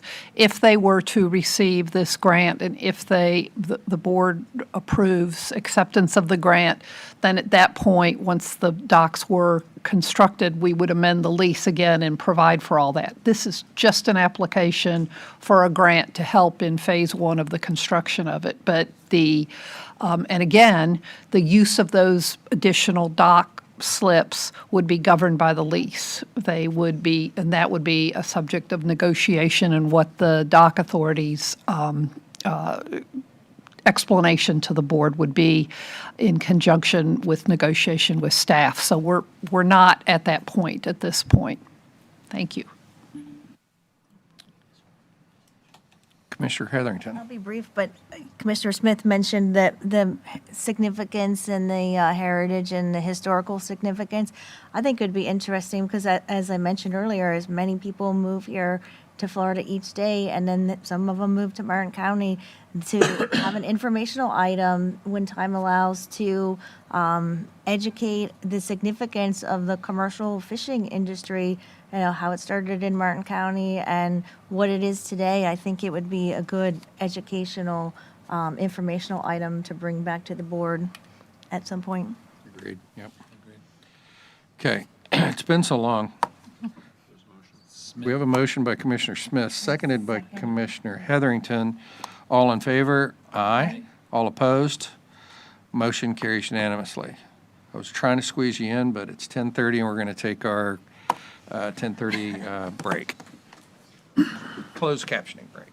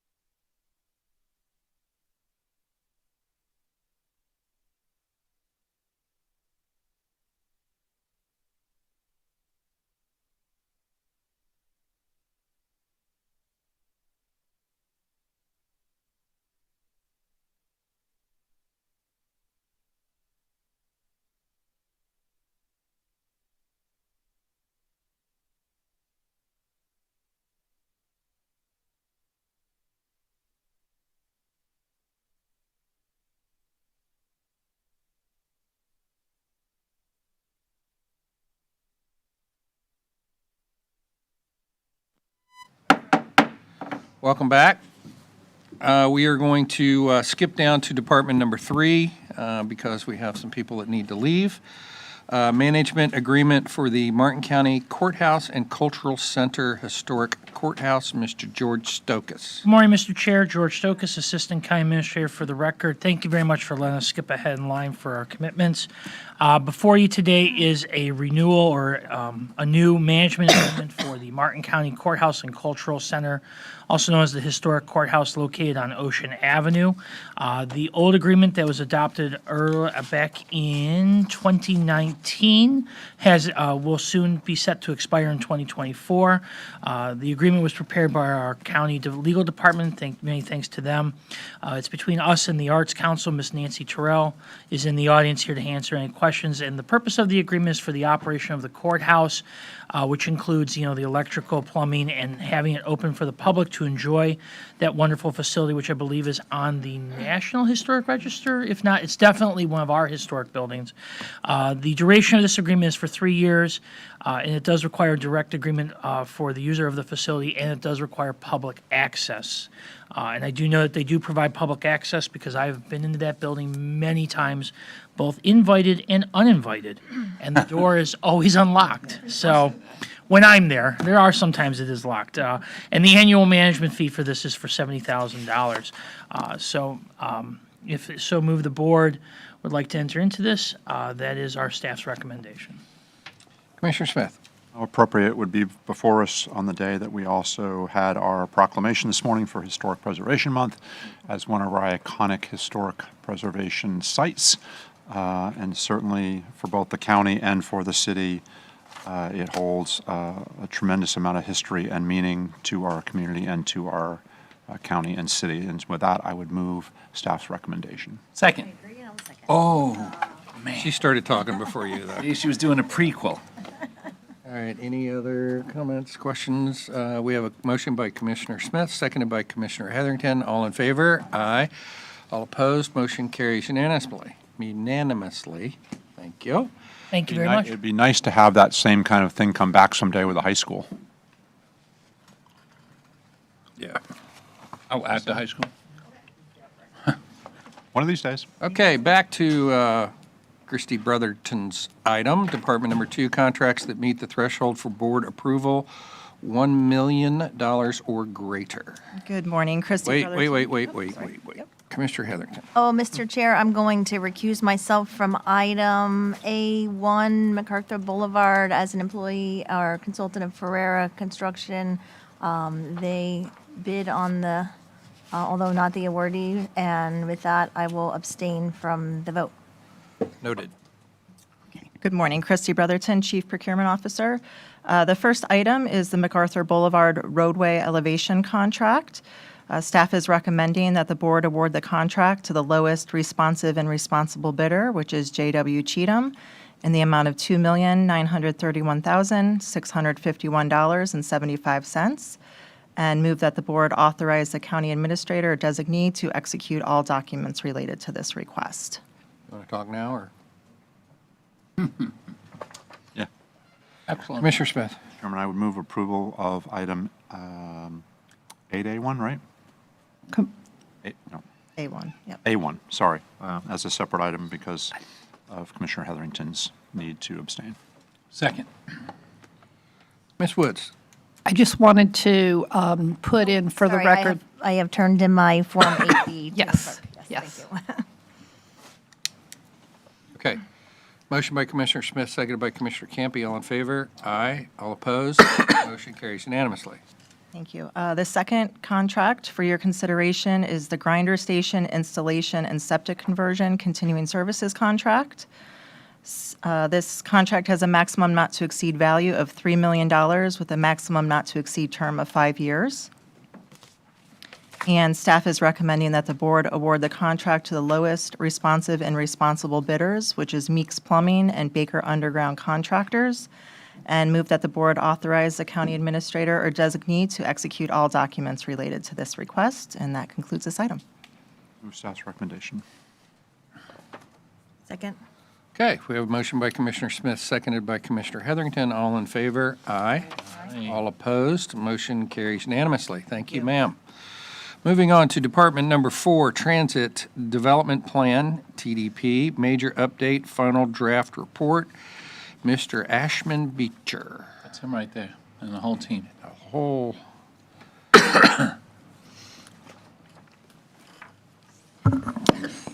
I ride the bus to school with these folks. Good morning. I'm Beth Beltran, MPO Administrator of the Martin MPO. I'm here with Ash Beecher, the Martin County Transit Administrator, and Lucine Martins, the Transit Planner for the MPO. We are here to talk about the major update of the Transit Development Plan, or TDP. And I just wanted to explain a little bit about what this document is. This is a major update, and it's required every 5 years in order to get transit block grant funds from the state of Florida.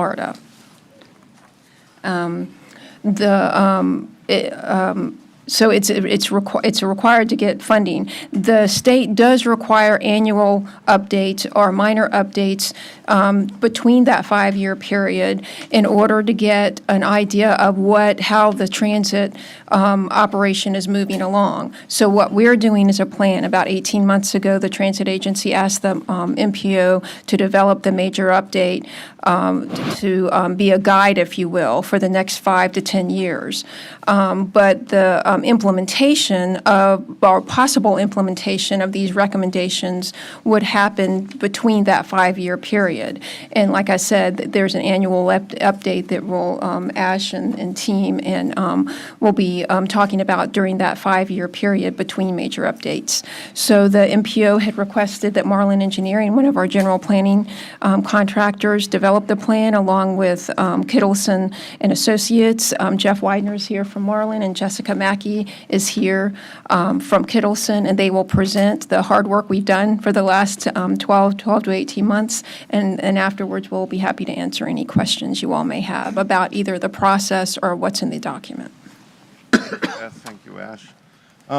Just a reminder, the Transit Development Plan, I'm regurgitating some of what Beth said. Speak closer to the mic. I'm sorry, I apologize. It's part of the legislation for this Transit State Operating Block Grant. The state of Florida provides an operating block grant to the 30 transit agencies in the state. As part of that, there's a regulation to every 5 years do a major update and identify a 10-year business plan. Again, this is a dynamic document. It empowers the county to take advantage of new opportunities for grant funding and to address community needs. The scope of work, we've been through all of the tasks, and here we are with Task 8. In your agenda package, you'll find a final draft copy of the Transit Development Plan, and we're here today for your approval in forwarding the document to the Florida Department of Transportation for approval, and then re-upping your block grant for 2025. Just a refresher, you have a system with 5 routes. Route 1 pretty much dominates the ridership numbers, 35-minute headways, 6 to 8 p.m. All routes are Monday through Friday. There is no weekend service. You do have an extension out to Indiantown to serve that community. And you know, your headways vary from 35 minutes to 60 minutes to even 95 minutes back and forth to Indiantown. National trends, starting in 2014, the data shows across the United States and across Florida that there was a reduction in transit ridership. There's been a lot of speculation in the industry as the cause of this. One of the reasons could be the evolution of transit network companies such as Uber and Lyft, and there was probably some folks that had opportunities for those types of options. Conversely, MARTI was growing at the same time the state of Florida was going down. Then COVID hit. It was pretty significant impact to the industry as a whole. Many transit agencies across Florida and across the country shut down, and it certainly had an impact on ridership. MARTI did not shut down, but people were probably adverse to taking public transportation during that time frame. The good news is Marty has rebounded with some very significant jumps in ridership from 21 to 22 at 21%, and then 16% to get over 100,000 rides in FY 2023. We've presented this to you before in our previous presentation. The TDP requires a peer review. We scoured the state data and the national data to look for communities with similar population and similar income. Martin County Marty is in the first column. It's a small condensed system. It's 65 square miles serving, but it has the lowest ridership of all the peer agencies, and the cost per rider is very high. We had a lot of discussion about Indian River and why is Indian River County so good. I believe in the last meeting I used the word gold standard. Everybody in the state of Florida looks to Indian River and what are they doing and why is it so successful. The team huddled and we talked about some of the things that are happening in Indian River County that would lead to that significant ridership of over 1 million riders a year. First of all, accessibility to the service. 92% of the county is within the service area of their 15 bus routes. Here in Martin County, it's 58%. It's fare-free.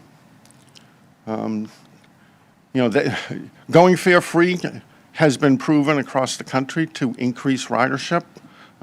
St. Lucie County went fare-free a few years ago and their ridership doubled. Weekend service, having Saturday and Sunday service is important for people particularly that are economically disadvantaged and working in the service industries. And then there's a number of other reasons. They have centralized hubs. It's very well marketed. It's coordinated with their Transportation Disadvantage Board. And another reason is that they are still below 200,000 population, and they can use their federal dollars for operations, which allows them to have more service at a lower local cost. Public involvement and outreach. We went to every commission district when we had 2 meetings in District 3 because Hobe Sound and Indiantown are very far apart. We didn't do traditional outreach. We didn't set a meeting, we'll be here, come see us. We went out and met the people. We literally met hundreds of people and a few hundred children. It was a lot of fun. Jim and Jensen, we were at the Publix between the parking lot and the event, and we lured people in with cookies, and we got to talk to a lot of people. Most of the people were snowbirds and visitors. They talked about Brightline and opportunities for regional transportation, Golden Gate and Indiantown and Hobe Sound and Banner Lake. We were working with the local community and we went to aftercare centers in the community center in Banner Lake and met quite a number of people, Morgade Library and the Peter and Julie Cummings Library. Right now, I'm going to bring up Jessica Mackey, Kittleson Associates, are national experts in the technical estimation of ridership and cost, and Jessica Mackey is going to talk about the opportunities that we looked at. Good morning. So one of the purposes of the TDP, because it's done every 5 years, is to look at the community's transit needs today. So we ask ourselves, where do people live, where are the jobs, and where are trips taking place? So using T-Best and FDOT transit planning software, we did a hotspot analysis of trips in Martin County, and those are shown as the red dots on this map. We also located areas with a high proportion of transit-dependent populations, like zero-car households, households living under poverty, older adults, and disabled adults. We then looked at which of those locations lie beyond the walking distance of existing bus stops. So those areas are shown in yellow. Those are the transit gaps, and they lie outside of a quarter mile from the existing bus stops.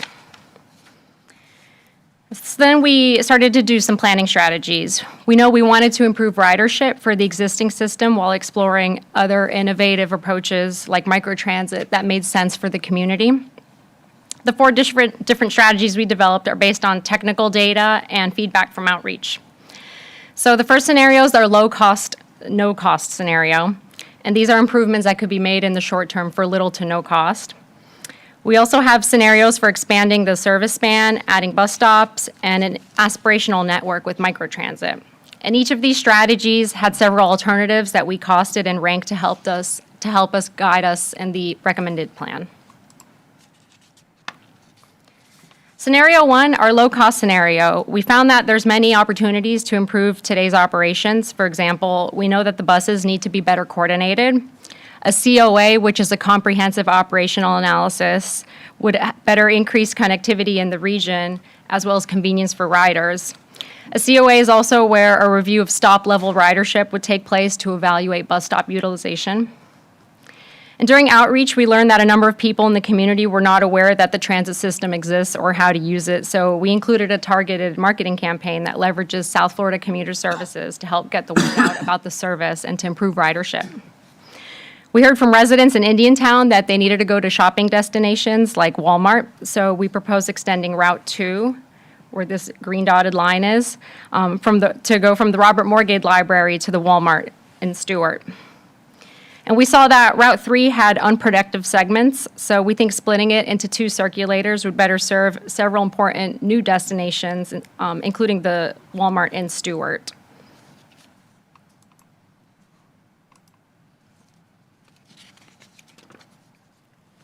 We also explored extending Route 20X to the Tri-Rail station in Mangonia to increase regional connectivity. And for Route 4, it currently has limited bus stops and crossing opportunities across US 1, so we think converting it into a flex route would more effectively service this service area. And an added bonus is that flex routes are not required to provide ADA paratransit service, so there's potential cost savings. In scenario 2, we looked at adding weekend service and later service because that was one of the needs that the public identified. We explored different ways to add it, including transportation networking companies, and we found that it could be cost-effective when compared to adding fixed route service in certain areas. There's a number of ways that TNC service could be implemented, but should the county want a more enhanced customer service with branded vehicles, we could be looking at roughly $15.50 per trip. And this is close to what Broward County reported for their TNC program, which is lower than Marty's cost per trip for local fixed route, which was reported as $26.70 per trip in 2022.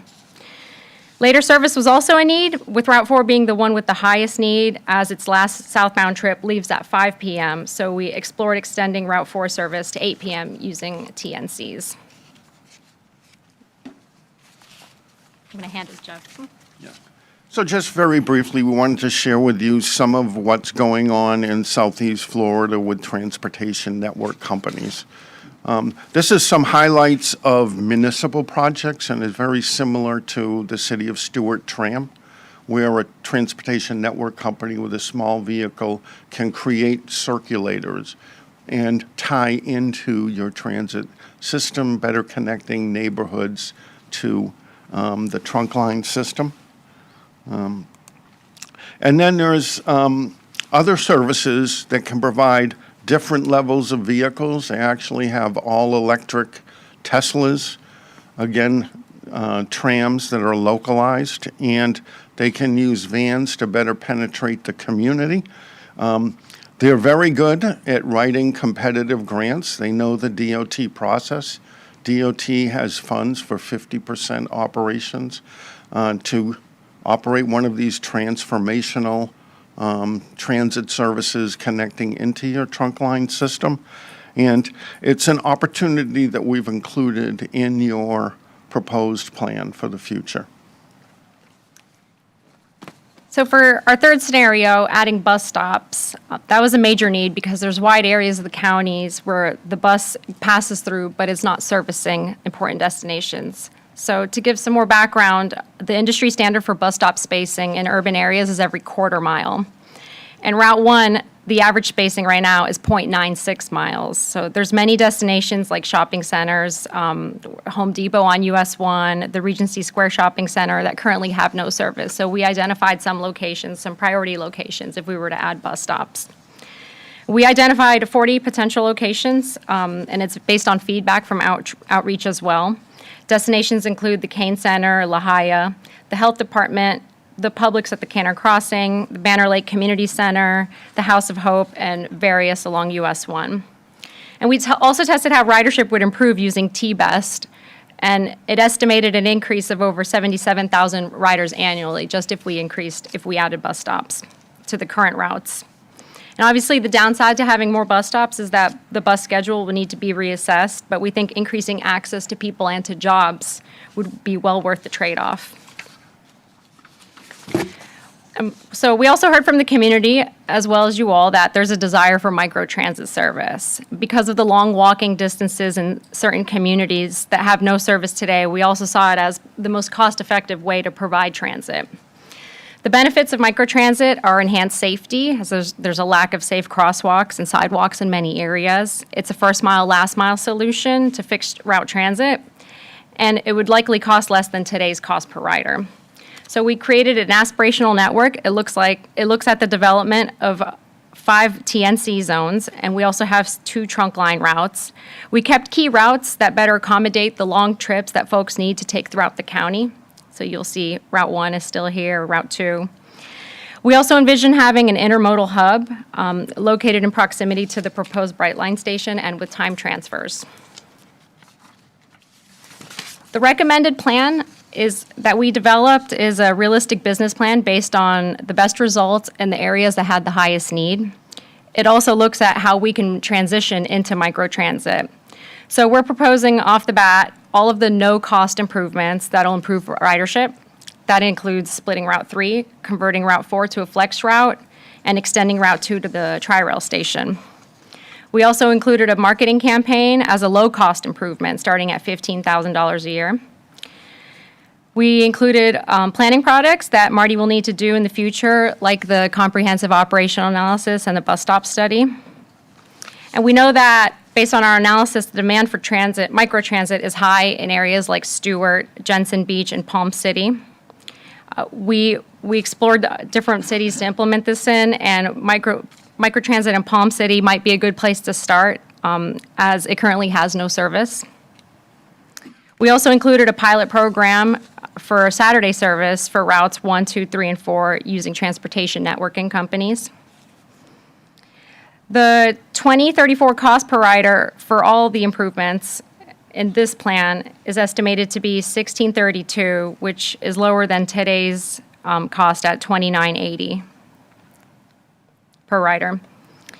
We also use T-Best and other planning tools to estimate ridership for the recommended plan. It's anticipated to generate 294,000 trips annually by 2034. But we also think this is a conservative number because when we tested ridership, we looked at them individually and not synergistically. So when you implement them all, there would be more transfers occurring and connectivity would increase. So this is actually a conservative number. Additional details like cost, headways, and spans of service for all these improvements, as well as the other alternatives, are included in the TDP report. I'm going to hand it to Jeff. So implementation. Our thought process was to get the cost per rider down immediately. And in the first few years, we talked about a number of low, no-cost approaches and strategies. First of all, FY25 begins in September. Having a marketing campaign, a targeted marketing campaign, can be low cost. You can also leverage South Florida Commuter Services, which is a alternative mode of transportation. What do you call it? Advancement agency, and they have staff. They actually helped us at the public meetings, and they can provide that service free of cost. Route optimization, just looking at the timing of your routes and synchronizing at major transfer points. There's some significant wait times. And again, this is just reallocation of resources and reorganizing your schedules. Adding bus stops. Bus stops can be very expensive. They can be up to $50,000, but they also can just be a pole and a sign in the road.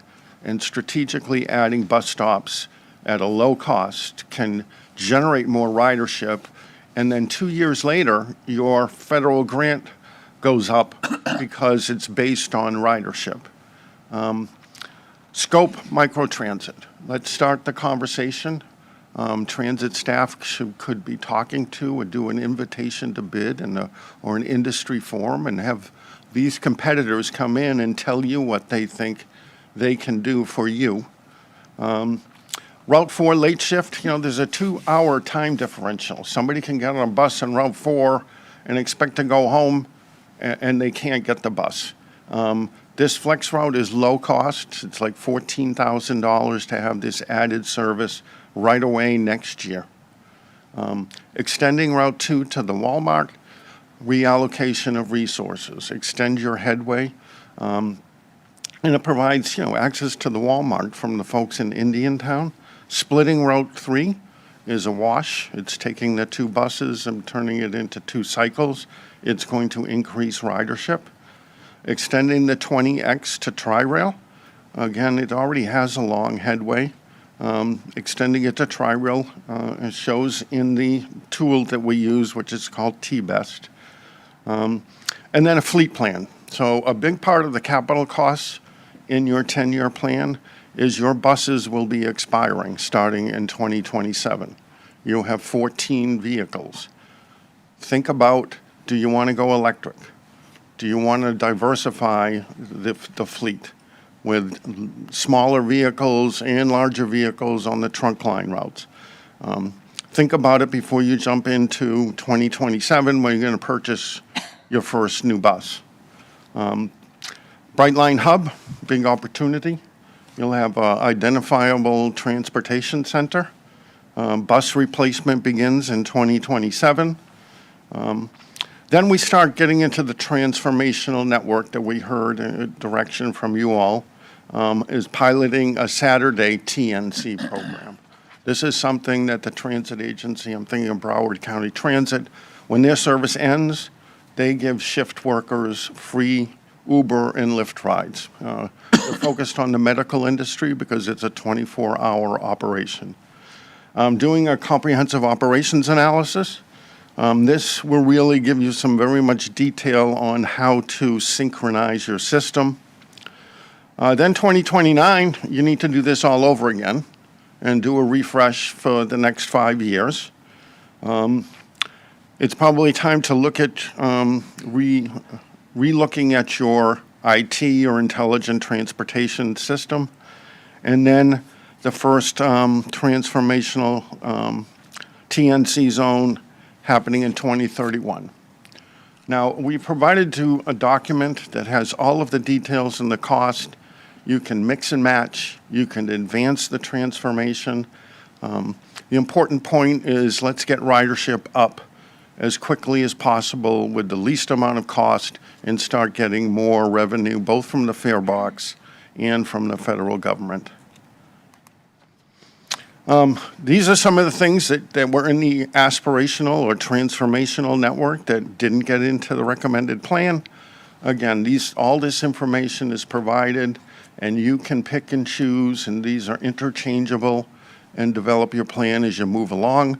You just need to do an annual progress report to DOT on what you did, and if you didn't do it in the TDP. Other policy and capital improvements, explore fare increases. We talked about fare free with the public. The survey came out, we got 732 responses. A lot of people felt $1.50 was fair. And we didn't build in any fare increases till 2031, which is really conservative. And looking at additional fare, especially when you're rolling out these new innovation transformational services, would probably be palatable with your community. Increasing the sale of or locations of fares. Your paratransit vehicles are idle pretty much most of the day or some parts of the day. Maybe they could be interchanged.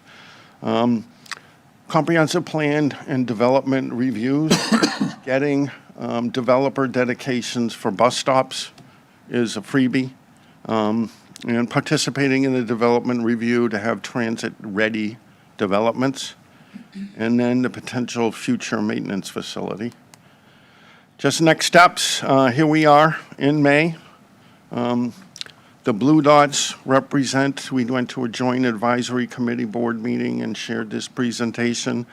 We were at the MPO Policy Board last week, and we're here before the Board of County Commissioners. This is your document. It's due to DOT by September 1st. DOT does a review, we make some revisions. It needs to be approved by DOT by December 31st. And with that, we'll take any questions. Commissioner Campy. Thank you very much. Can you go back to the slide that showed Martin County and Indian River and? All of them? Or just? Yeah, the one that had the other communities on it.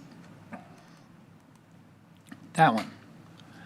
This is the one that is the closest comparison for, from Collier to the right doesn't really affect us. It's our neighbor. I had the opportunity to recently travel up to Indian River County with our transit team, Mr. Donaldson and Mr. Gordon, and we met with their folks in their offices at their maintenance facility. They showed us everything, where the drivers take their breaks, their maintenance, how they maintain, they have computerized tread to see the tread on the tires. Very well done. They're using Senior Resource Associates Association. as their transportation manager in conjunction with their MPO staff, not in place of, as an outside. And they do our transportation disadvantaged. Correct. Here. So it's not like we don't know them. They've been here before. Then we took a ride to the hub. They use a spoke and wheel, hub and spoke system. And then we rode the bus. And I wanted to thank Commissioner Susan Adams, who came with us. And we rode for a while, most of the morning on the bus. We went out from their main hub. And I thought there was a lot of things that they were doing very, very well that, in my mind, is easily duplicatable here. And obviously, the proof is in the numbers.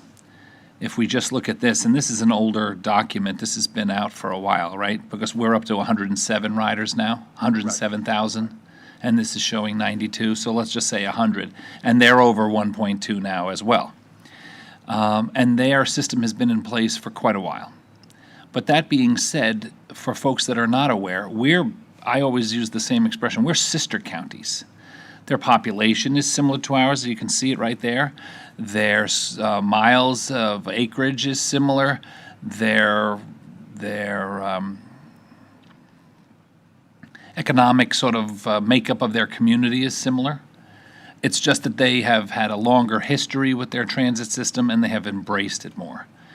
Their system is a half an hour out and a half an hour back. I think that makes perfect sense in terms. They also said that one of the advantages that they had up there is more of a grid system. Their roads and things were designed, and when they put it originally together, it's a little more like a grid. It's easier to create versus ours sort of runs out in certain directions.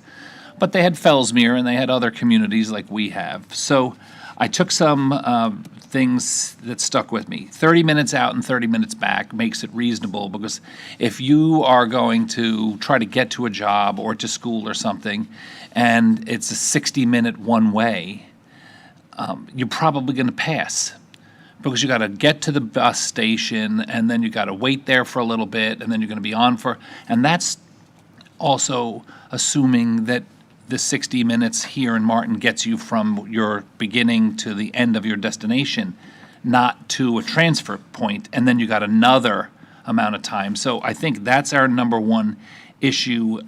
We have to, where do you get on, where are you getting off, how long is that period of time? Because I think most reasonable people, a half an hour obviously works. As far as I'm concerned, Indian River County gave us the answers to the test. They were using software tracking. As you got on the bus, we're still tracking ridership on a clipboard, and the drivers have to write it down, correct? No, we have a mobile device on the buses where the drivers tap, but they're still manually entering it. Correct. That is correct. And I'm not saying shame on us. I'm just saying, sharing with you my experience. they have a system where as soon as a passenger walks onto it, it tracks them. So you can see exactly where people are getting on, how long they're on, when they're, that was very interesting. They had bus stop shelters, which I understand are expensive, but they had a lot of them. But they also had something that I think is important that we could at least do here is I thought one of the most disheartening things I had seen is right outside our building where and this is several years ago, where we had a bus stop and the people that were waiting for the bus were either sitting in the grass, grown-ups, sitting in the grass, or worse, sitting on the curb, basically in the road. And we talked back then about, hey, how do you treat people with respect and put a bench there, and some of the property is ours and the right-of-way, and we quickly talked ourselves out of it. They have a fold-down seat off of their bus stop pole that you could just fold it down and at least you're sitting. I think that's a very easy thing to sort of, treat our riders with a little different level of respect. They have 500, if I remember, 514 stops. And I kept asking when they showed them their slides, I said, well, what about us? And what about us? 514 stops. Now, you hit the nail on the head when you said it doesn't mean the bus stops. Some people have never ridden a public bus in their whole entire life. You're on the bus, there's a cord that runs from the front to the back on both sides of the bus. You know your stop's coming up, you pull the cord, and the driver knows to stop. Or if the driver is approaching a stop and there's no one standing there, the driver doesn't stop. It just keeps on going. So it's not like, you're making every single stop. So it's also pretty customizable. If you're on the bus with 5 or 6 other people and no one's getting off on the next 10 stops, the bus just keeps on going. They had no fare. Now, I thought it was interesting that you had said originally that no fare increases ridership, and that's a terrific way to increase ridership, but one of your future strategies was that we would increase the fare. For the nickels and dimes that we get from the fare, comparable to the whole cost of the experience, I would say we should follow their lead.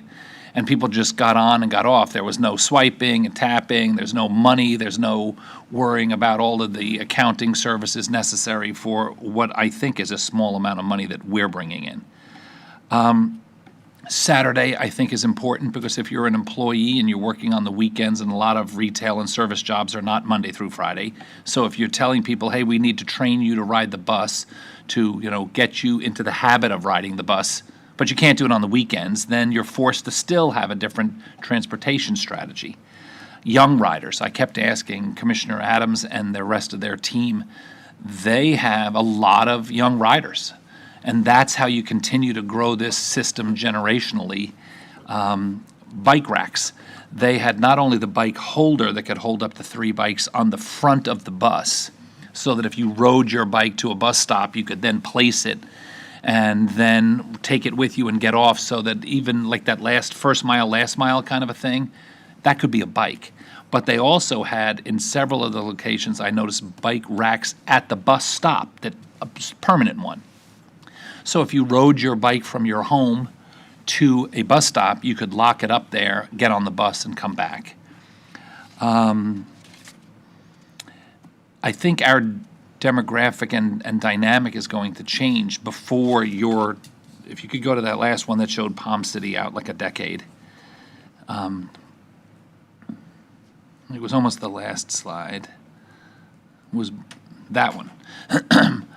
I mean, you're showing Palm City service, even the microtransit zone starting in 2030, 2031. Newfield could potentially change quite a bit of the dynamic out there. Indiantown, I think, has to be taken into consideration. Terra Largo and Indiantown is in a complete renaissance, if you will. So I don't know if you'll need to have a loop that stays within Indiantown or more service that goes back and forth, because just in the first couple of phases of what the Indiantown Village government is doing out there is hundreds and hundreds of homes, 600 homes. 2,100. But right off the bat, 600. Oh, yeah. 2,100 homes eventually, but 600 like right off the bat. That might change this. The other thing that they did very well in Indian River that I think could work here is they had specific lines that took people to the beach. And we have the same beautiful beaches. And so I think, and you've heard me say this sometimes sort of with humor and sometimes serious, Palm City is the largest community in Martin County, 26,000 residents. It's bigger than all of the other communities, and in most cases bigger than a couple of them combined, yet we have zero service. None. For the largest portion of our community, I think it's important, and we talked about it while we were up there. Ash had some good suggestions on how you come over and you'd loop. It's sort of an easy kind of a process that'd be worth a try to see, and I don't want to wait till 2030, because I'll tell you, I believe, the last thing I'd say is that they also had, like, Commissioner Adams and her family own a restaurant, and they have lots of employees. It's a big restaurant. And they, as employers, are thinking about buses as a transit option for their employees. And I think maybe if we reached out to our largest employers and said, how do we incorporate this instead of doing your community, not instead of, in addition to your community outreach, let's go into some of our larger employers and say, can we have 40 minutes? Can we send our A-team in to explain to people? And then maybe the owners of these businesses and these employers can create a program where they're encouraging their employers to utilize this new strategy. The other thing that I liked is, and this is everywhere, because I remember even my daughter that took a bus in Gainesville, the days of rushing to the bus stop and not having no idea where the bus is, those days are over. You could use your phone and know exactly when your bus is coming. So if you knew you lived a 5-minute walk from the bus station or the bus stop, you can time your exit out of your home. You could ride the bike and know I'd be there. Or if you are just missing it, but that consistency of knowing exactly when the bus, did I just miss it or am I just in time, is very helpful. And they also had a QR code on their bus stop signage that you could just scan it and immediately know where the bus is. The last thing I would say is this. One of the things we're hearing the most of is, in Martin County, is the sense that there is an unbelievable amount of traffic. Some of it's valid, some of it's not, some of it's timing issues, and we don't need to get into why there's so many cars here. But the only way to combat this is to start, educating our residents to understand that there's another option than just purely getting in a car and driving all over the place. But I think we need to speed this up, because I don't think our public is going to wait this many years. And I don't know if it's these 5 people or a different 5 or different some of us.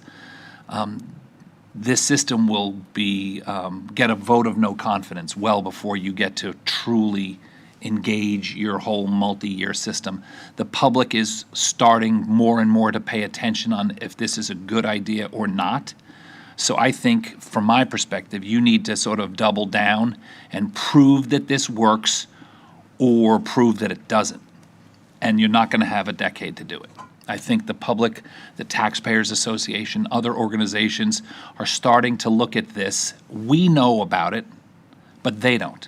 And I know that the Taxpayers Association has sort of given us and this program a thumbs up. But that being said, if the public doesn't embrace it, there's no reason to continue to do it. Thank you very much. Commissioner Smith. That was a hard act to follow. A couple things I'd like to tag on to Ed and share just some other observations as well. Nothing of what Ed said do I disagree with. I think Ed's 100% on, and Ed, thanks for taking the trip up there so that someone firsthand could explain exactly. I mean, we've heard anecdotally what Indian River does, but I mean, to go up there and actually see it and experience, I think, is great. The large employer, I'll start there with all the notes I took when you were speaking. We took a group up to North Carolina, 18 years ago or whatever, and toured the Research Triangle. One of their cities up there had fully 100% embraced public transit, to the level of, to the extent that no new development got any parking spaces. Like if there was an employer coming in with 200 employees, they got 5 for their employees. And the money it took to fund all of that transit requirement on the business side went to their public transit system. So any development that moved forward put into like an impact fee, but it wasn't an impact, well, I guess it would have been an impact fee of sorts, but it went into their transit system and they got no parking. They were going to force it to happen one way or the other because they didn't want to turn their downtown, which is a lot like Stewart, and it was about the same scale as downtown Stewart, into a parking lot. They wanted transit, they wanted it to function, and it took about 5 years, but it was remarkable. I mean, it was absolutely, and this was 15, 18 years ago. Pre-cell phones probably to the extent that we have them today, the tracking information that incredibly successful. I would say this about the conversation that the MPO had, and because the City of Stewart folks aren't here to represent themselves, there was a lot of conversation about microtransit, and I agree with them. I think, Ed, to your point, the public is not going to wait 10 years for us to develop a system that is going to implement itself. Because the public has, in the last 8 years, 10 years, become completely embracing of the microtransit world. The Ubers, the Lyfts, the Freebie, whatever. Airports, international airports, domestic airports, have completely redesigned their pickup drop-off areas in every major metropolitan airport that I've been in the last 10 years to deal with the expansiveness of microtransit because it's everywhere. And they couldn't blend it into the regular pickup drop-off, bus pickup drop-off, blah, blah, blah. We are still fighting the idea that me personally, Ed, and I don't know what they said about this, I think this bus idea is going by the wayside. I think it's great what you've designed. I don't for a second don't think that the improvements that you have, if we were to continue on, are the right direction. I just think society has moved on without us. And if we took all of the funding, all the energy, and this again, I'm hopefully I'm paraphrasing for the City of Stewart representatives, and plowed it into microtransit, and it were free, and you could go to any destination you want. If you're in Palm City and you have no service today, and you can go on your phone, and within 5 minutes, you've got a Lyft or an Uber driver at your house, and you want to go to downtown Stewart and get off in front of the Gafford, it's not even a bus stop and a shelter location. You're going right to the destination you want. Within seconds, you're in the place or where you want to go. I think that's what the public has embraced everywhere in the world. We just as a society here have not embraced it fully because we're still trying to make this model fit, and we're still in the mode of trying to fix our model to an older model. Anyway. Can I just jump in with you there for a second? I completely agree with you, but I think there's levels of types of transportation. The folks that were riding the bus in Indian River are not going to call Uber. These are working class people. These are service people. These are, hardworking men and women that are not going to be able to like pop into a Lyft or an Uber. It's a tiered kind of an approach. The last thing is here, my kids they're gone now, they moved away. But when they were, I remember hey, they were going to a birthday party up on Hutchinson Island and we couldn't drive them. And so they dialed for an Uber, which still, 6-7 years ago was still sort of cool. But quite often, there's just not enough Uber and Lyft drivers right here to constantly make it all the time. Because we haven't yet sent the message and embraced the idea that that's where we're going. I agree with you. I like it. I remember when this conversation first started in Broward. And I can remember being in public hearings and this conversation about the rules of Uber and Lyft and all that kind of stuff. There were young families in Broward putting their 2-3-year-olds in the backseat of an Uber and sending them to daycare. And everybody was freaking out about the idea, is that the right sort of socially conscious thing to do? I mean, can you really trust the idea that that child is going to get where you want to get?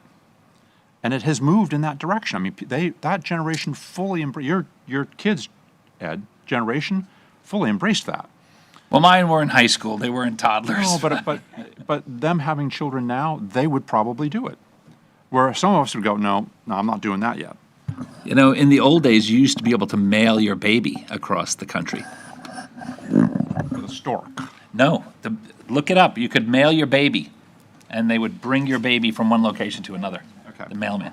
So, We're off base. the other thing, and I'm curious, Ed, where you were talking up there, and maybe, have we figured out yet the library and Walmart? Is the bus going to go to the front door of Walmart, or is it going to drop you off on Commerce or on Pomeroy, and you have to walk through the parking lot to get to Walmart? So there's an existing bus stop already at the Walmart. But on the property or out front? Yeah, it's On the Actually, property. two. Okay, so we crossed that idea with Walmart, right? It's legal to take our bus and go onto their property and pick up and drop off. Absolutely. Okay, so there was a time, years ago, and to the point of the conversation about sitting on the lawn or sitting on the curb out in front of the library, one of the heaviest destinations in Martin County is the library right next door here. And we were told at the time, no, you can't take the bus through the parking lot and pick up people at the front door of the library and drop them off, which would have been incredibly convenient. So that's why we put them out on the street, and that's why they were standing on the street corner or on the side of the road or on the grass. So have we crossed that border yet? Can our bus, or whatever it's going to be, can it come into the county property and pick somebody up and drop them off? There are a couple of issues here. First, operational. Speak into the mic. A couple of issues here. First, operational. If you were to go on site at every stop, your headways would be expanded exponentially. The next issue is the property owner and their desire to have buses on site. There have been experiences in my career where a shopping mall allowed buses to come on and have a transfer facility. They sell it, the next person doesn't want it, and you have to move it out to the street. So the transit agencies have stopped going on site. And I would think the on-site issue may have been something to do with legal or liability and being on site. But those are the two issues there are. All of that, I only labeled two, Walmart, because you all highlighted two improved connection points to Walmart. That is acting as a hub for you all, yes. And so is this over here, in my opinion. I mean, Okay. we have hundreds of thousands of people that use our libraries. And so I just never understood that. Like, if we wanted to improve ridership, I agree with Ed on the whole fee thing. I have never thought, based upon my experience out in Park City, it is free in Park City. And they have a world-class, like Indian River County, development of public transportation, and it's free. And everybody uses it. It's fantastic. If we are truly to do it, and if we're truly to expand the bus service here, I think we have to get past the idea, and if it was us here in the county building that said no for liability, we're not going to let the buses come on our property, that's ludicrous. It'd be like telling UPS, let's take the UPS box out here and the FedEx box out here and move it out on Monterey because we don't want the FedEx trucks on our property. That's nonsense. The microtransit thing, I think, I agree with Ed. We have got to engage, I think, at a faster, higher level. I mean, I'm willing to support where you are today. I just don't think it's fast enough. And I don't think the public will tolerate the idea that there's a really lot of good ideas in here, that if we don't implement it faster, that acceptance level will wane and something else will replace it. There is nothing in this plan that does not say that you can move faster. I understand. Okay. I'm just Says you can't. emphasizing. It says you can't. You can. Emphasizing the support. And that's why we provided the aspirational, and I want to call it now the transformational network. You can move faster. We were moving under the objective of low to no cost and to increase ridership. But you're absolutely right. Everything that's been said, everybody's right. And you can do whatever you want under this TDP. The last piece of it, and Ed said this again, that I think is intriguing, but it's to the point of Park City. Park City built their bus system around the Olympics. They didn't have one prior to that. And Utah embraced the idea that the Olympics were coming, and they were to service the outside world as a worldwide destination. The interesting thing, I think Park City is the only Olympics winter site that stayed. Like all the improvements that they did, usually those towns fold up and they die. Park City didn't.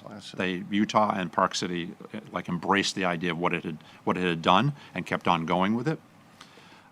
But the interesting thing is, you can get on a bus anywhere in Park City and go to any skiing access point that they have, and multiple access points to those mountains, their resorts, and their different lodges that they have. The beach is the same thing.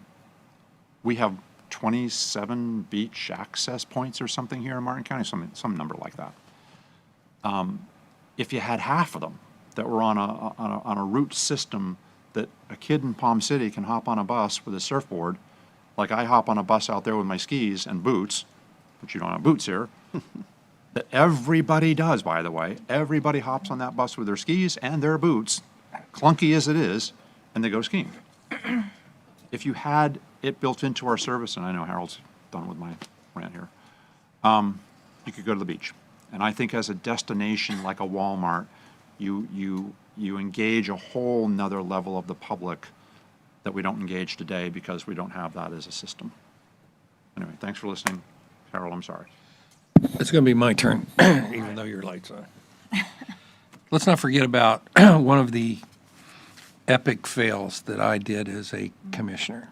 A no-brainer. And maybe if Ash was our director, then we'd had a little more whatever than we had. But everybody remembers we added a temporary route for a year from Indiantown. Myself and a number of my compadres in South County that are in the agriculture industry, whether it be landscape, nursery, farming, or golf course, identified 100 jobs that came out of Indiantown. And everything that we heard from Indiantown was that we have unemployment because these people don't have transportation.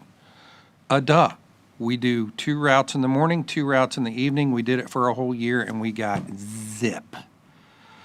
The dynamics of Indiantown has completely changed, or the demographics of Indiantown has completely changed even further. Because now with their economic development, those folks ain't leaving Indiantown. My company right now employs 25 to 27 guys that come from Okeechobee. They have over an hour one-way trip.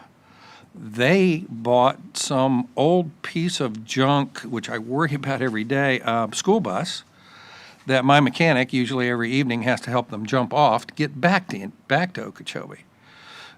So, you know, having housing, I mean, we've got, looking at $32 a ride right now. I just did Uber the other night from Fort Lauderdale back home. I don't do Uber very often, but I would think that we could give everybody in Martin County a thing for Uber, and we'd be saving money. And we sell all our buses. You know, and I tell you what, my constituents that see those empty buses riding by every day, they'd be happy with that. So unless we can figure out how to do a much quicker, much more effective transit system in Martin County, our constituents are about fed up with it. And Doug, I see the teeth of the Taxpayers Association biting down on us right now, and we got to do something drastic. I'm sorry. Okay, your turn. Commissioner Heatherington. I agree wholeheartedly with what you just said and most of your comments. I think microtransit is probably the conversation we need to be having now for the future. And you mentioned, I was wondering if you were going to mention your route from Indiantown to Hope Sound. And part of the problem, first of all, let me compliment you too. Your team has done a heck of a job of doing public involvement, because at the beginning of this years ago, there was only a person or two weighing in, 7, 8, 9 people weighing in, and you really did an amazing job of going out on the street and collecting the data. So I must compliment you, because that's the first step, is to get the data. And if I look, and I asked you in this one of your interviews, the people that I think are going to be needing transportation the most are our labor force. And then you see now, seniors cannot afford to hang on to their cars. Maybe their vision, there are certain reasons they're letting go car insurance, the expense of vehicles. They're needing to ride more. And I know people that do not, as crazy as it seems, have these smartphones. It's, hard for them to get on the app. They want to get on, figure out where to go, pay cash. And, again, the labor force doesn't trust this. If I put in right now, I'm going to leave from here, my location, and go to Hobe Sound Library, it's going to take me an hour and 21 minutes once I get on the bus. So I think microtransit is the way of the future, and we should really be starting to have that conversation now. And I hesitate, as I said at the MPO, to even in the reallocate resources, which is probably the plan that I hear that we're going to be on for now, and encouraging microtransit, adding 40 stops. I don't know how we do that without adding additional expense. And I think some stops should be looked at to see if they're not efficient. This drives me crazy in my district every time I pull behind it, heading north on US 1, there's a bus stop just at the corner, the northeast corner of Indian Street and Federal Highway. And if you're stopped at that traffic light, that bus will stop there. And if you're in the far right-hand lane, on the other side of you're stopped at the light, and you can't go through the light. It seems like the most illogical place in the whole world to have a bus stop. So I would think that we would analyze some of those before we add 40 stops. And I think whatever we need to do to start that microtransit conversation now, that's what I think the future of our transportation is going to be. Mr. Hurt. Yeah, I agree with all the remarks that have been made. Who's going to be the final decision maker for where we continue to spend money, how we continue to plan for transit, how we are going to transform our transit into something modern and usable? Is it going to be the BCC? Yeah, the Board of Not the County MPO? Commissioners. No, the BOCC. The MPO did this for the Transit Division for the Board of County Commissioners. So this is a guide that offers some scenarios, and like Jeff said, within the next 5 years, if you all want to move ahead with some of these items or not move ahead, that's up to you. It's certainly the final decision is, but what this document does is continue the state grant funds, that it meets the requirement for the state grant funds to come from the state, and provides what the state wants as a major update. And like I said, the annual report or the minor updates between now and the next one, that's when you all decide whether you want to move ahead with microtransit, whether you want to do a study about the bus stops, or whatever you all want to do. This is just offering scenarios, giving our environment and the data right now, and public involvement right now. Thanks. Commissioner Smith, that's wrap. Listening to other board members, is there anything preventing us from approving this, but also adding to this the requirement or the idea of going out for an RFQ for microtransit today? That's part of it. I would just say, if you look at the fourth item, starting right away, to start scoping microtransit. Well, but Jeff, I'm going past scoping. Okay. And maybe that's what that means. I'm thinking scoping means a study. I'm saying go out to bid for qualifications to see what the 3 or 4 of the industry reply as. Because if they come back and it says, you know what, we can do this for $16 a trip. Right. And we're spending $23 a trip now. We could cut everything we're doing and go into that mode of delivery, and Palm City automatically gets service. I mean, that's how I'm processing all this. I used the term invitation to bid. And I used to work for the DOT, and when there was something unique and complex that you couldn't sit down and write an RFQ, you actually put out an invitation to bid, invite them to come, and share with you their ideas how to move forward, and then do an RFQ. So But we are proposing, you think about it, plan for it right away. So I'll try to land, Mr. Chair. I would move approval of the implementation plan of the 2025-2034 plan with the notation that as one of the first components of this scoping transit layout here is to do exactly just that, is to go out and ask the industry to, what was the term you used? Invitation to bid, Invitation to bid. ITB. I would request, could that, if y'all don't mind, could that be two different motions? Just because by approving the TDP, that shows the state that the Board of County Commissioners approved the TDP, so we're moving ahead, so we'll get the grant funds. And then if that, the scope for the microtransit, if that could be a separate motion, that, I mean, I think it would just to be more clear for the state The to only have. reason, Beth, I added is because it's on your chart there and it's included. Yeah, and so that means y'all y'all wanted to move ahead with one of the first recommendations of the TDP. I mean, that would be my So should request. I remove it from the chart?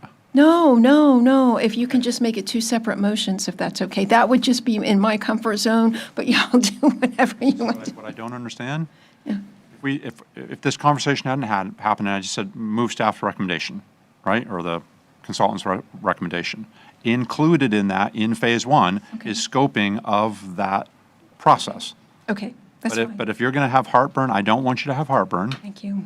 I'll pull out and make that a separate motion. So Thank I you. would approve staff's recommendation as submitted, and then I'll make a second recommendation. Okay, can you pause there? I think Mr. Donaldson would like to say something. No, just a relationship to the scoping as a separate item that we would bring back. I just want to remind you all that, we provide a match to the federal funds, and there's a lot of rules that come to that. So what portion we go with microtransit and how we, change the system, we'll bring back to you on those different options. So in relationship to how you provide ADA services, those that are, wheelchair and other bound, if you only spend your own money, you can do whatever you want. If you want to have access to state and federal funds, you have to do it a different way, and that's all I just wanted to remind you.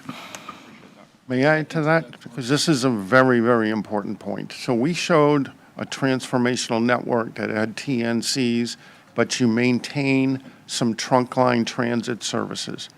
You need to have some guardrails, because if you're offering free Uber rides or a $10 subsidy, you're going to have all of the general public using it, and you're going to blow your budget in a few months.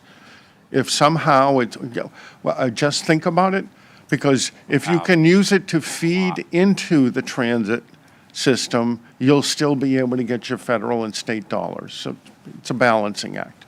If I may also add, if all fixed route services and the county would have to return the remaining federal share of the heavy-duty buses, which as of today is roughly $2 million. And I think I did this calculation during our MPO meeting. If you were to take the $2 million, if you had $3 million to spend, right? How many rides, if they come back and tell us it's $15 a ride for Uber, and we're free, 15 into 3 million goes how many times? Quite a bit. I can figure that out for you if you'd like. 200,000. 200,000 rides. Today, on our bus system, we're doing 102,000 rides, and the public doesn't get to go to immediately where they want to get to and when they want to go to.